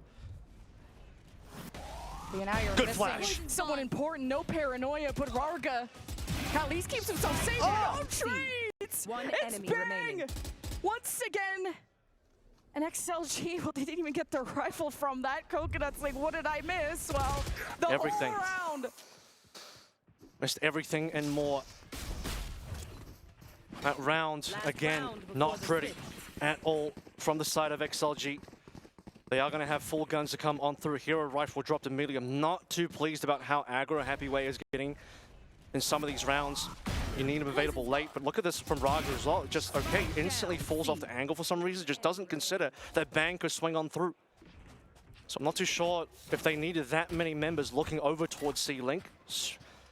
Yeah, man, it's weird. It's like he didn't even smoke it off or anything, so Bang just comes on through and just deletes everyone, cleans it up. So like I said, you're hoping for an 8-4 half if you're XLG. Your final buy-up of the half. Good Bang And again. neural theft would be critical if, of course, Happy Way can win that 1v1 against Bang if they ever encounter each other. It's not going to be Happy Way walking up, but it will be a situation where this round goes a little bit later. You have a large flank capability for Bang, but also a trap setup where XLG want to walk up C-Long. Guess what? Bang can close around again. He's done so multiple times. However, look over towards the left side here. John QD in good position. Good headshot. And this is XLG being synchronized and better for trade. Something that was really lacking in that last round. And a 5 versus 3 within B has been a difficult sight for them to hold, but only when there's 5 left of Sentinels and the overdrive tries to kick things into gear. And Zekin does what he can. And it's all up to Nary in a 1 versus 2. Or 1 versus 3. Happy Way still has HP somehow, and the job gets easier, but it's not done for Nary. He's even pre-shooting, but one from main. Gonna get tagged by the recon, and that's the timing for the swing for Happy Way. And an 8-4 half, the best you could hope for XLG. Yeah, play that one a little bit more patiently if you're Happy Way. Don't fall into obvious traps. Come through late in the round for the cleanup. You know your aim's sharp enough to do it. But the entry coming through from XLG was where the money was made. John QD down nice and early, and he was in a good one and done spot where minimum could have potentially have traded for 1. But the structure there from XLG to check both sides, both corners, and they win both as well as Zelsis falls on the opposite side of John Cutie, and suddenly the numbers advantage looking strong. Zekin only sliding in with 1 kill on the overdrive, and then Happy Way with the coup de grace over the end. So a minor recovery here but some sloppy rounds in the middle for XLG. The Sentinels are all too happy to take advantage of. Sentinels have been really strong on the defensive pistols, but overall, XLG have won more pistol rounds throughout this series. But Sentinels got really lucky, just not lucky, but they really did surprise XLG when they just walked up through C and just farmed XLG off the pistols. So XLG will be expecting something special cooked up on this pistol from Sentinels.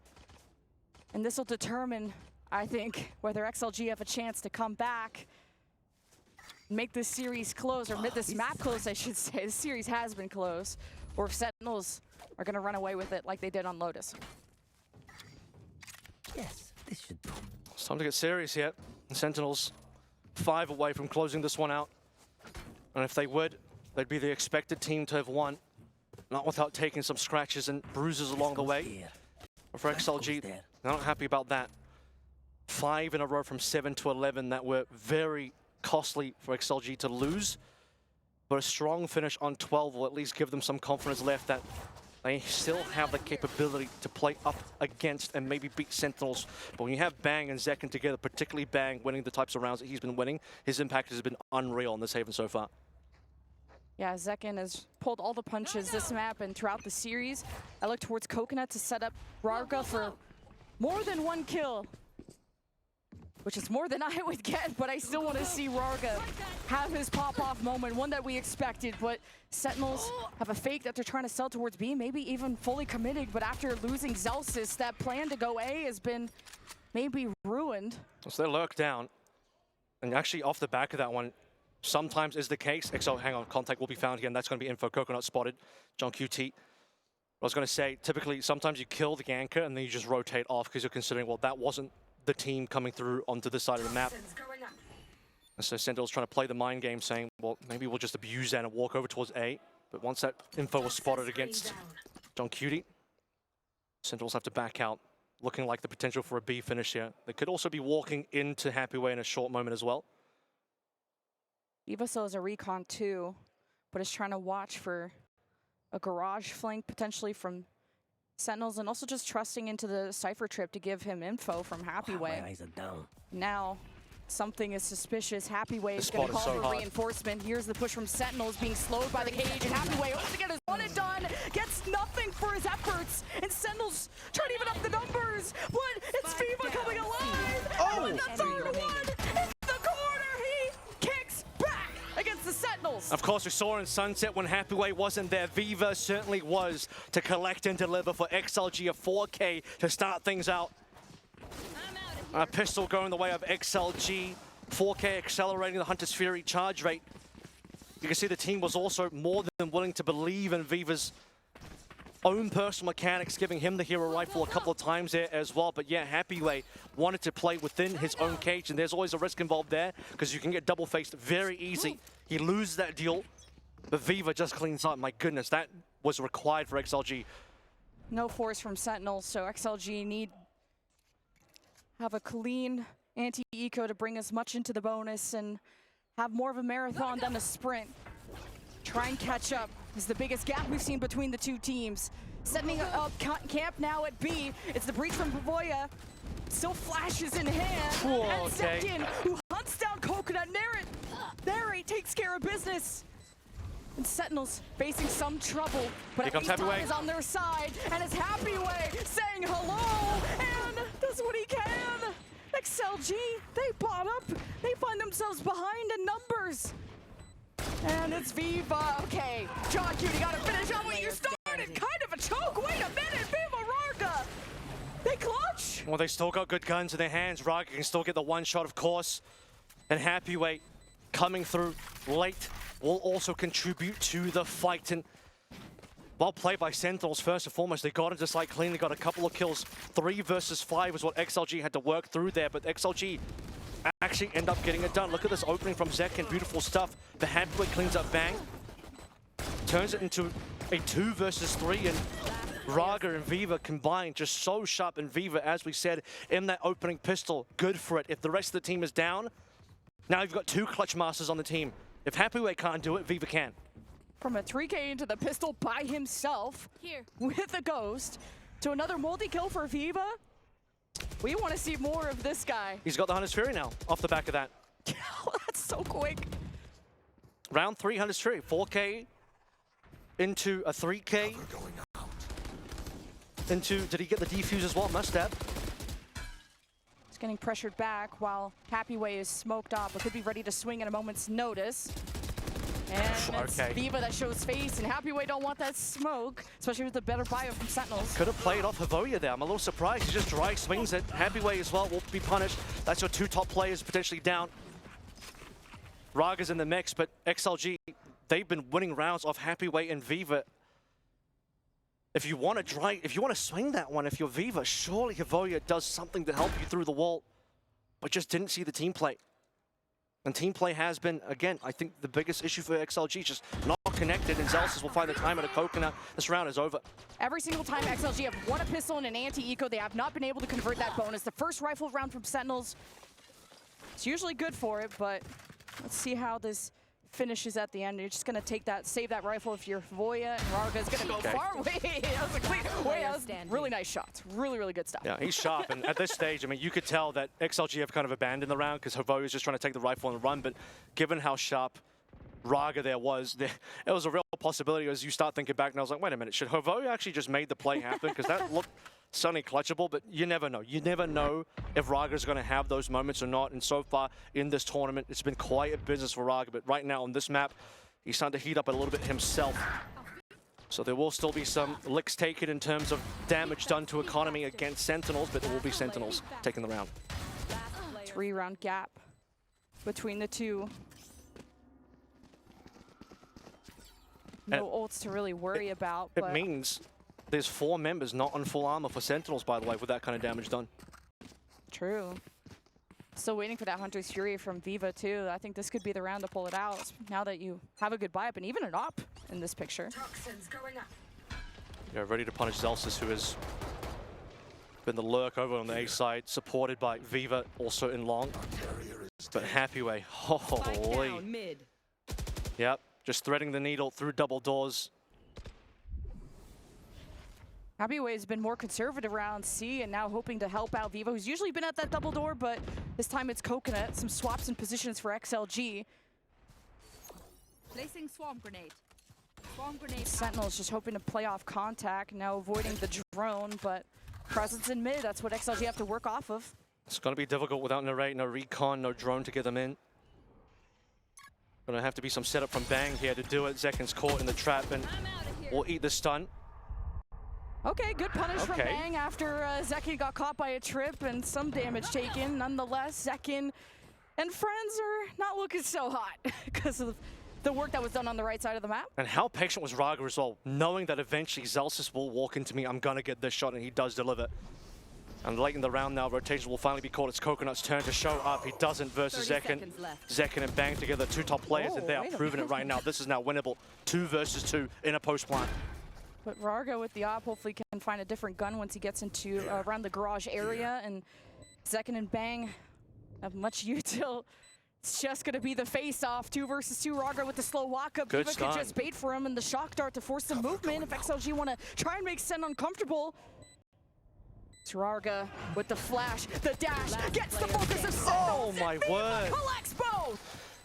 Raga, tricky plays coming on through. And would you look at that, both members of Sentinel turn around for him. They forgot about Viva. There's 2 members of XLG alive. And Bang, he hesitated for a moment, kept eyes on CT, and then still turned. Both members, really, that just gives the game away to Viva. Of course, you have to be concerned a little bit about Raga, but you know the play. I mean, you can just see the play in slow motion. You see Raga drop down the cloudburst through the Omen smoke. Obviously, he's dashing into that one. 2020 hindsight says you don't have both players turning your heads to look at that one, and what Viva says, thank you very much for the round. This forces Sen into a save and chance for XLG to stay within 1. Farm up the ultimates they need to get to double digits as well. Now, because of all these Cypher trips, the cameras, Sen just have to scale up slowly. Cool maneuver there, but mostly pistols. Revealing area. Zekin did get one trip down, so now B is a little bit of a concern. Zelsis is, rather, Zekin is going to try and sell this one at least a little bit. He did pop ultimate. He's going to transfer that one over towards C. Oh, let's see if Raga can hold on, and the one shot to rule them all through Garage. Good flash. The knives and everything. Now, if only they could connect. Let's go back to the op, and it's dropped, and something Boy wants to pick up, but he's dead too.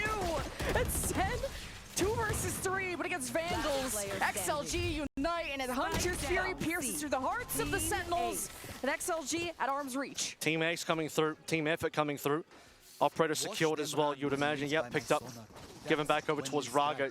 Really would have liked to have seen a bit more from Raga. Could have been a cleaner round if Raga actually landed shots on his Blade Storm there. Was assisted, of course, by Havoya. We did see the flash coming through, and despite that, just a couple of stray shots. So Raga, he's been sharp at various points in the past, but this tournament, again, has been a bit of a struggle for him mechanically, individually. Thankfully, though, late in the round, secure as always, consistent as always. It's happy way in the rest of the cavalry. Small tech pause from the Sentinels side. It's a good time to also release all those emotions, because this is as stressful as it gets. Not the way you want to end Riyadh. Good way to bounce back into it if you're Sentinels, because you thought you could have even just closed it out on Sunset. You did so in the past in a lot more convincing of fashion. And I think being able to talk to the coach and have that break between maps allowed Sen to come in firing. I'll tell you what, the next series is a lot to live up to, because I think I'm going to switch teams here and say that this is match of the day. Yeah. Yeah, I mean, the narrative was there already. I just didn't know if I wanted to believe in XLG, but after seeing the Sunset coming on through, start to call me a bit of a believer now. But the original team that I believed in for this tournament is one of the top 3, maybe top 4, is Sentinels. Expectations high for this NA squad with G2 eliminated as the next NA team that needs to hold the mantle for the region. If not, it falls to NRG, who have already qualified through into top 8. And for both Sentinels and G2 to fall would be very heavy pressure onto NRG, although they do look good currently. For Sentinels, though, still opportunity to close this one out. They lead on Haven, but a couple of sharp rounds from XLG keep them in the game. It's really that 5-round Sentinel streak that they got in the first half that XLG are going to be very annoyed with, and more than annoyed with, if they do end up dropping this series and dropping this map, because that would be where they lose this map. And what's nice about this format is no matter what, you get to play 2 days, so no matter how bad things started out, it's how you ended that matters and what you learned from day to day. And if you win, there's just, can you be consistent throughout the several days that you're in groups and then a single limb playoffs? It doesn't get any more cutthroat than that. 6-day speed run through the tournament. On a condensed down 16 teams through 6 days, right after Toronto as well. An international into another international. Stakes are high, particularly for the teams that didn't even get to go to Toronto. This is their Toronto right now in Riyadh. Their opportunity to show what they could not show. Why teams like BBL and NRG are so fired up, because it's their time to shine. But for teams like Sentinels and Shelight Gaming as well, who felt like they had more to give in Toronto, what can they give now? Backs against the wall, map 3 in elimination. And Sentinels have said they've been on a good trajectory to success and just keep on growing from Masters Bangkok to Toronto to now. And you're facing obviously a weakened XLG, one that they're not even playing with the same fifth that they were at Toronto. Keys are going to be crushed very soon. We'll be excited to show that, I think, on the A stream. Either way, that gives kind of this whole other element. And although XLG weren't as lucky at Toronto, they're already really impressing me when it comes to EWC. And just to go to map 3 speaks to this encounter being completely different. It's been the day for tech pauses. Hopefully we'll get through this one nice and quickly. Obviously, took a hot minute to get through our opening 2 maps of the day. Still another BO3 to play through in elimination. Team Heretics facing Titan Esports.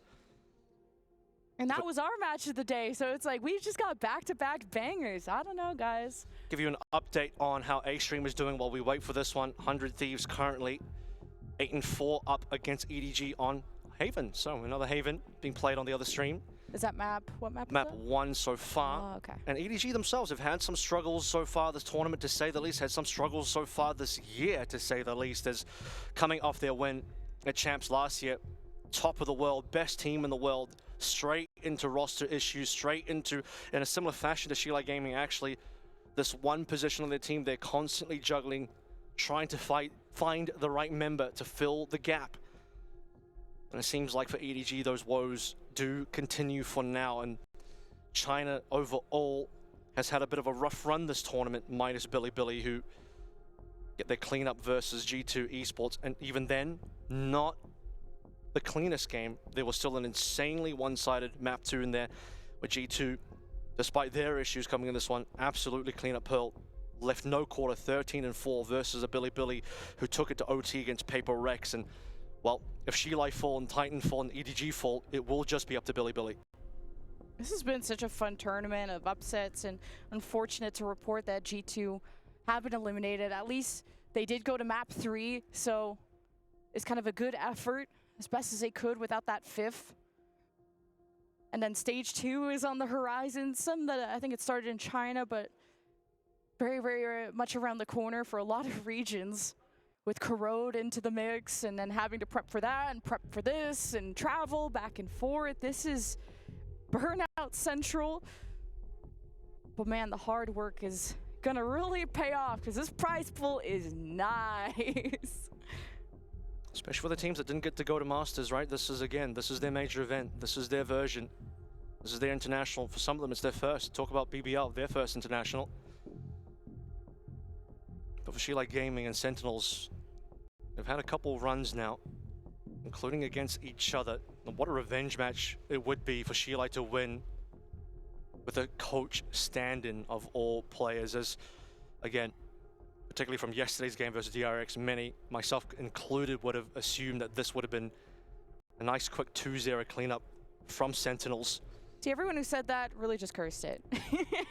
But some teams are blessed. We, of course, already sent some teams into the top 8. Paper X from Group A with that 2-0. BBL from Group B, the 2-0. NRG from Group C, and Fnatic in Group D. So you are watching, of course, all the action from Group B to get our first eliminations going. We've, of course, already eliminated G2. And still waiting for updates from, of course, the EDG series that Avril just talked to you about. And we're going to be eliminating someone between Titans and Heretics. Could be a really good run for North America this event as well. 100 Thieves are going to take down Edward Gaming, which currently they are in the lead, at least on map 1. They've got Genji in their way. Tough squad. Genji absolutely cleaned up Edward Gaming in yesterday's BO1. Obviously, Genji would probably be a favorite to walk through and be the second qualified team from Group D. D standing for death, obviously. That's just an unbelievably stacked group. Wouldn't want to be in that one. Genji and Fnatic had an incredible game yesterday. Huge comeback from Fnatic, second place from Toronto. You'd expect them to be one of those top teams. And for NRG, they've already gotten NA's big win so far. Sentinels want to join them there. 100 Thieves would love to join them there. Obviously, G2, just an unfortunate circumstance. For EMEA, they've already got 2 teams. Pacific have got 1. Currently looking like a decent run so far in EWC for EMEA. Just some surprises of some teams that didn't make it here, from MIBR, EG, even Wolves, who had like such a good Masters Toronto. They lost out in the qualifiers to Titans, and that's why I'm kind of Titans filled. I don't know. I'm looking forward to seeing how they're going to do against Heretics, but I think everyone thought that that was going to be match of the day because Heretics have hit a newer low in that BO1. It's like Mitch said, though. Sometimes domestically, this is maybe speaking more towards Titan Esports, but you know, domestically in China, it's a different story. Some teams can beat other teams and the power rankings may shift a little bit more, but maybe lack of international experience, Titan come through and kind of just don't do much against RQ at all. But domestically, yeah, they understand the Chinese teams that they go up against extremely well, so they have the capability to beat some of those teams. I do think issues are fixed though, Jen, so let's get back in towards the game. Hopefully no more pauses. 9-8, close affair right now. 5 rounds in. It's 4-1 for XLG on the second half. And Raga gets to keep that off, so That's going to be the X factor. We talked about the patience that he's had to either go into A sewers and kind of use John Cutie's wall against him. But this time he'll position just at the front of B on an angle. See if he can catch Sen walking up through B mid.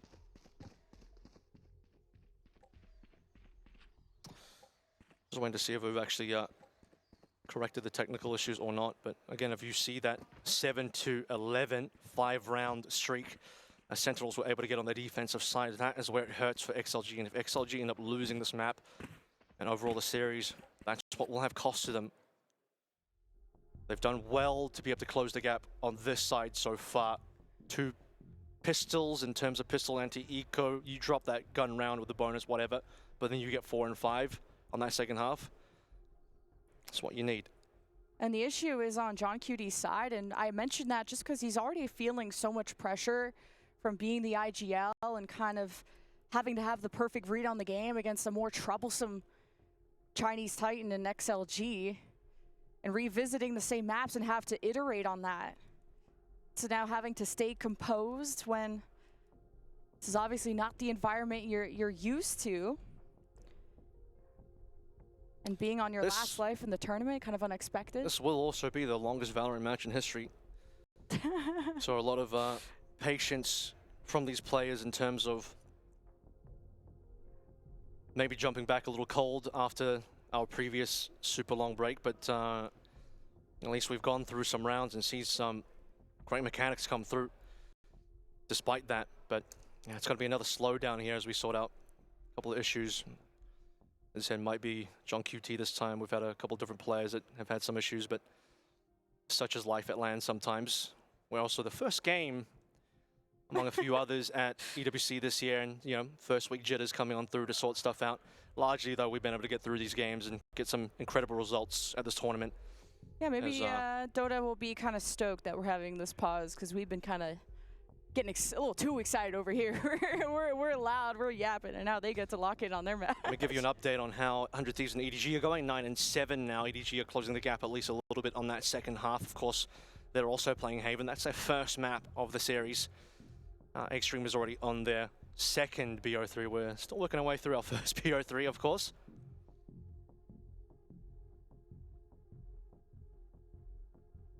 Well, at least XLG are enjoying the break, and I just love their video that they had for No Man when he joined, and unfortunate that he's not playing, but this team looks like it's got a bunch of fun personalities that have gotten together. It's unfortunate they just have to keep swapping their fifth, and surely this is going to be the one who lands, or I mean, maybe this is just a stand-in, but...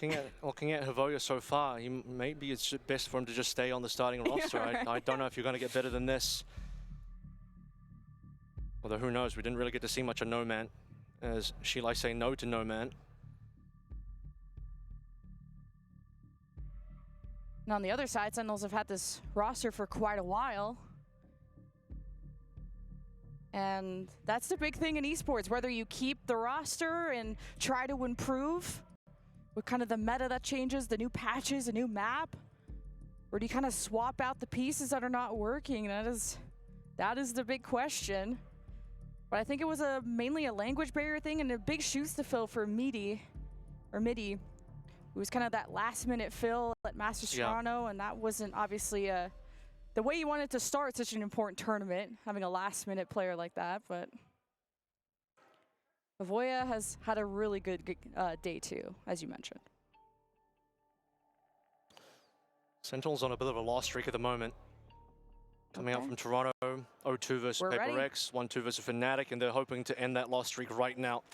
After dropping to BBL yesterday, they want to clean this one up. They're still 1 round ahead. You're starting to see XLG heat up on the second half now. Sentinels, 4 rounds to close it out. Rarga with the sniper, he's at the front, at the top, whiffs the shot, and he just gotta hit those.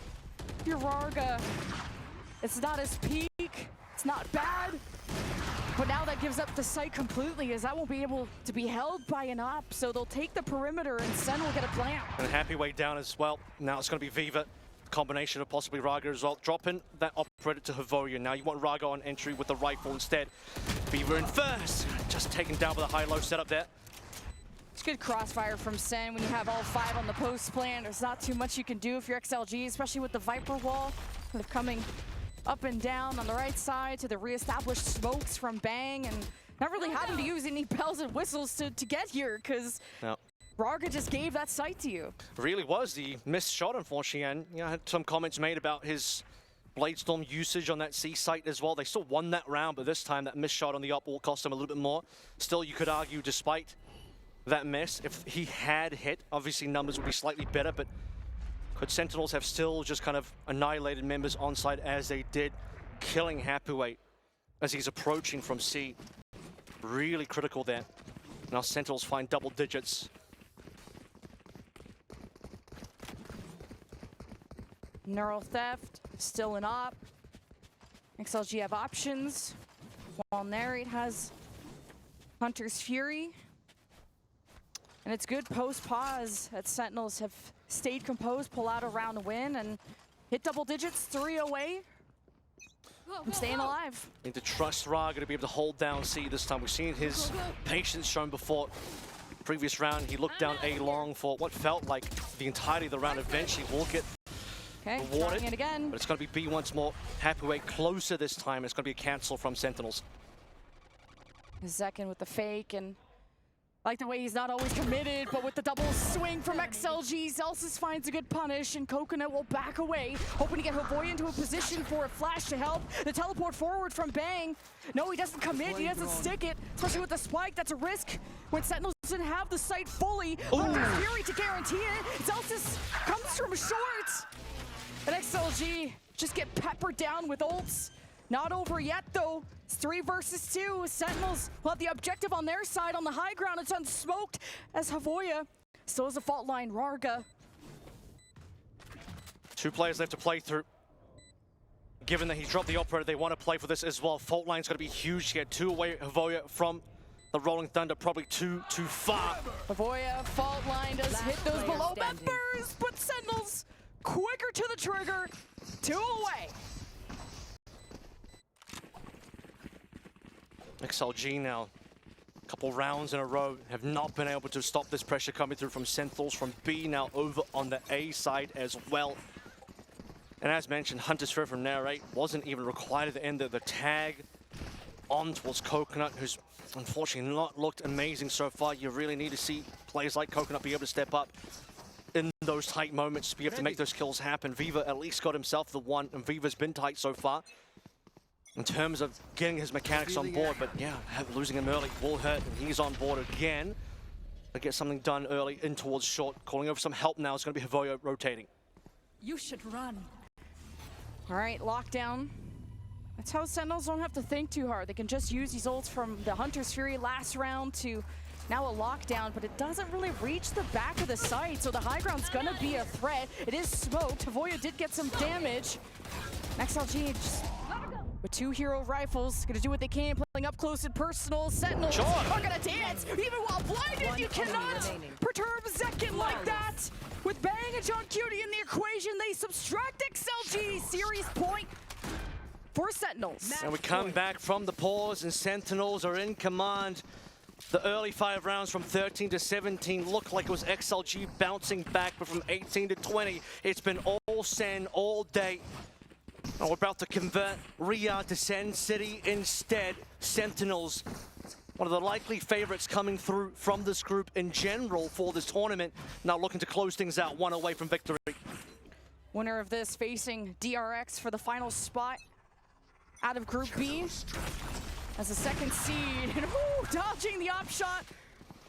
I don't want to dog on Raga, but gotta hit those against the Swifty Neon. Now I don't blame him as much. Now, to the opposite side of the map we go for Sentinels after hearing that op. This is going to be Coconut once more. Needed to hold on. Smoke down early is good. Paranoia available as well. Holding on to that one as he's about to set up his 2 teammates. However, didn't have sent that one a little bit early. As a rotate will now come through from Sen. Alarm bot out. You want to be in a safer position within the site before the Rolling Thunder could emerge from Havoya. It's a very good read out of Sentinels to abandon that.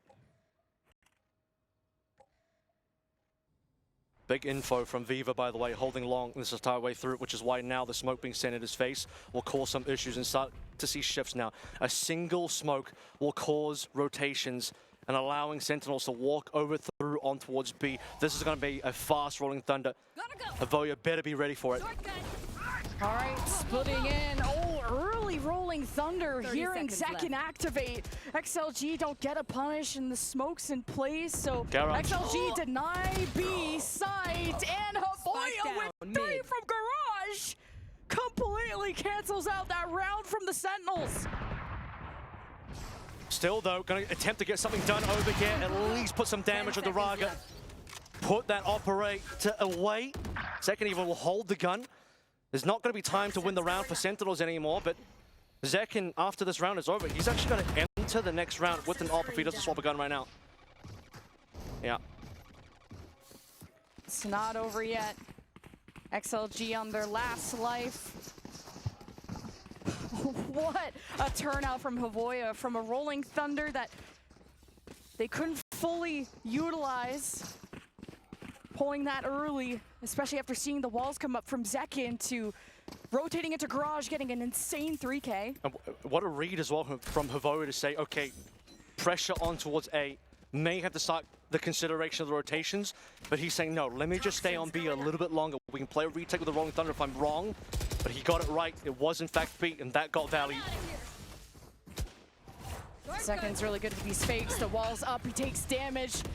And if John Cutie can get it there with the pit, it's everything. But the kills come through. It's Viva and Raga. The pit is up. Rotations on the way. Call 911, and it's for XLG this time, who forced the map 3. And a 2 versus 4 comeback is what is demanded for XLG to live on before they say goodbye to Group B. And Sentinels, time is on their side. They just have to hold the door. Viva gets stunned around the corner. He lives, but it's taking away We've the seen last life for XLG. It's Sentinels that hold it down on the corner. Second, and Celsius, they made his own chart after World 13-9. We've seen them win this before in various situations. This combo, Raga and Viva, but not this time around. Too much to play into. The pit, everyone on site to play, defend against it, and just the fact that you just have no time left as well. It was a strong look for XLG to bring this one to map number 3. Well played after making roster substitutions, putting their coach in. You can be a little bit disappointed that you couldn't close this one out if you are XLG, but you can't be disappointed that much in the fact that coming into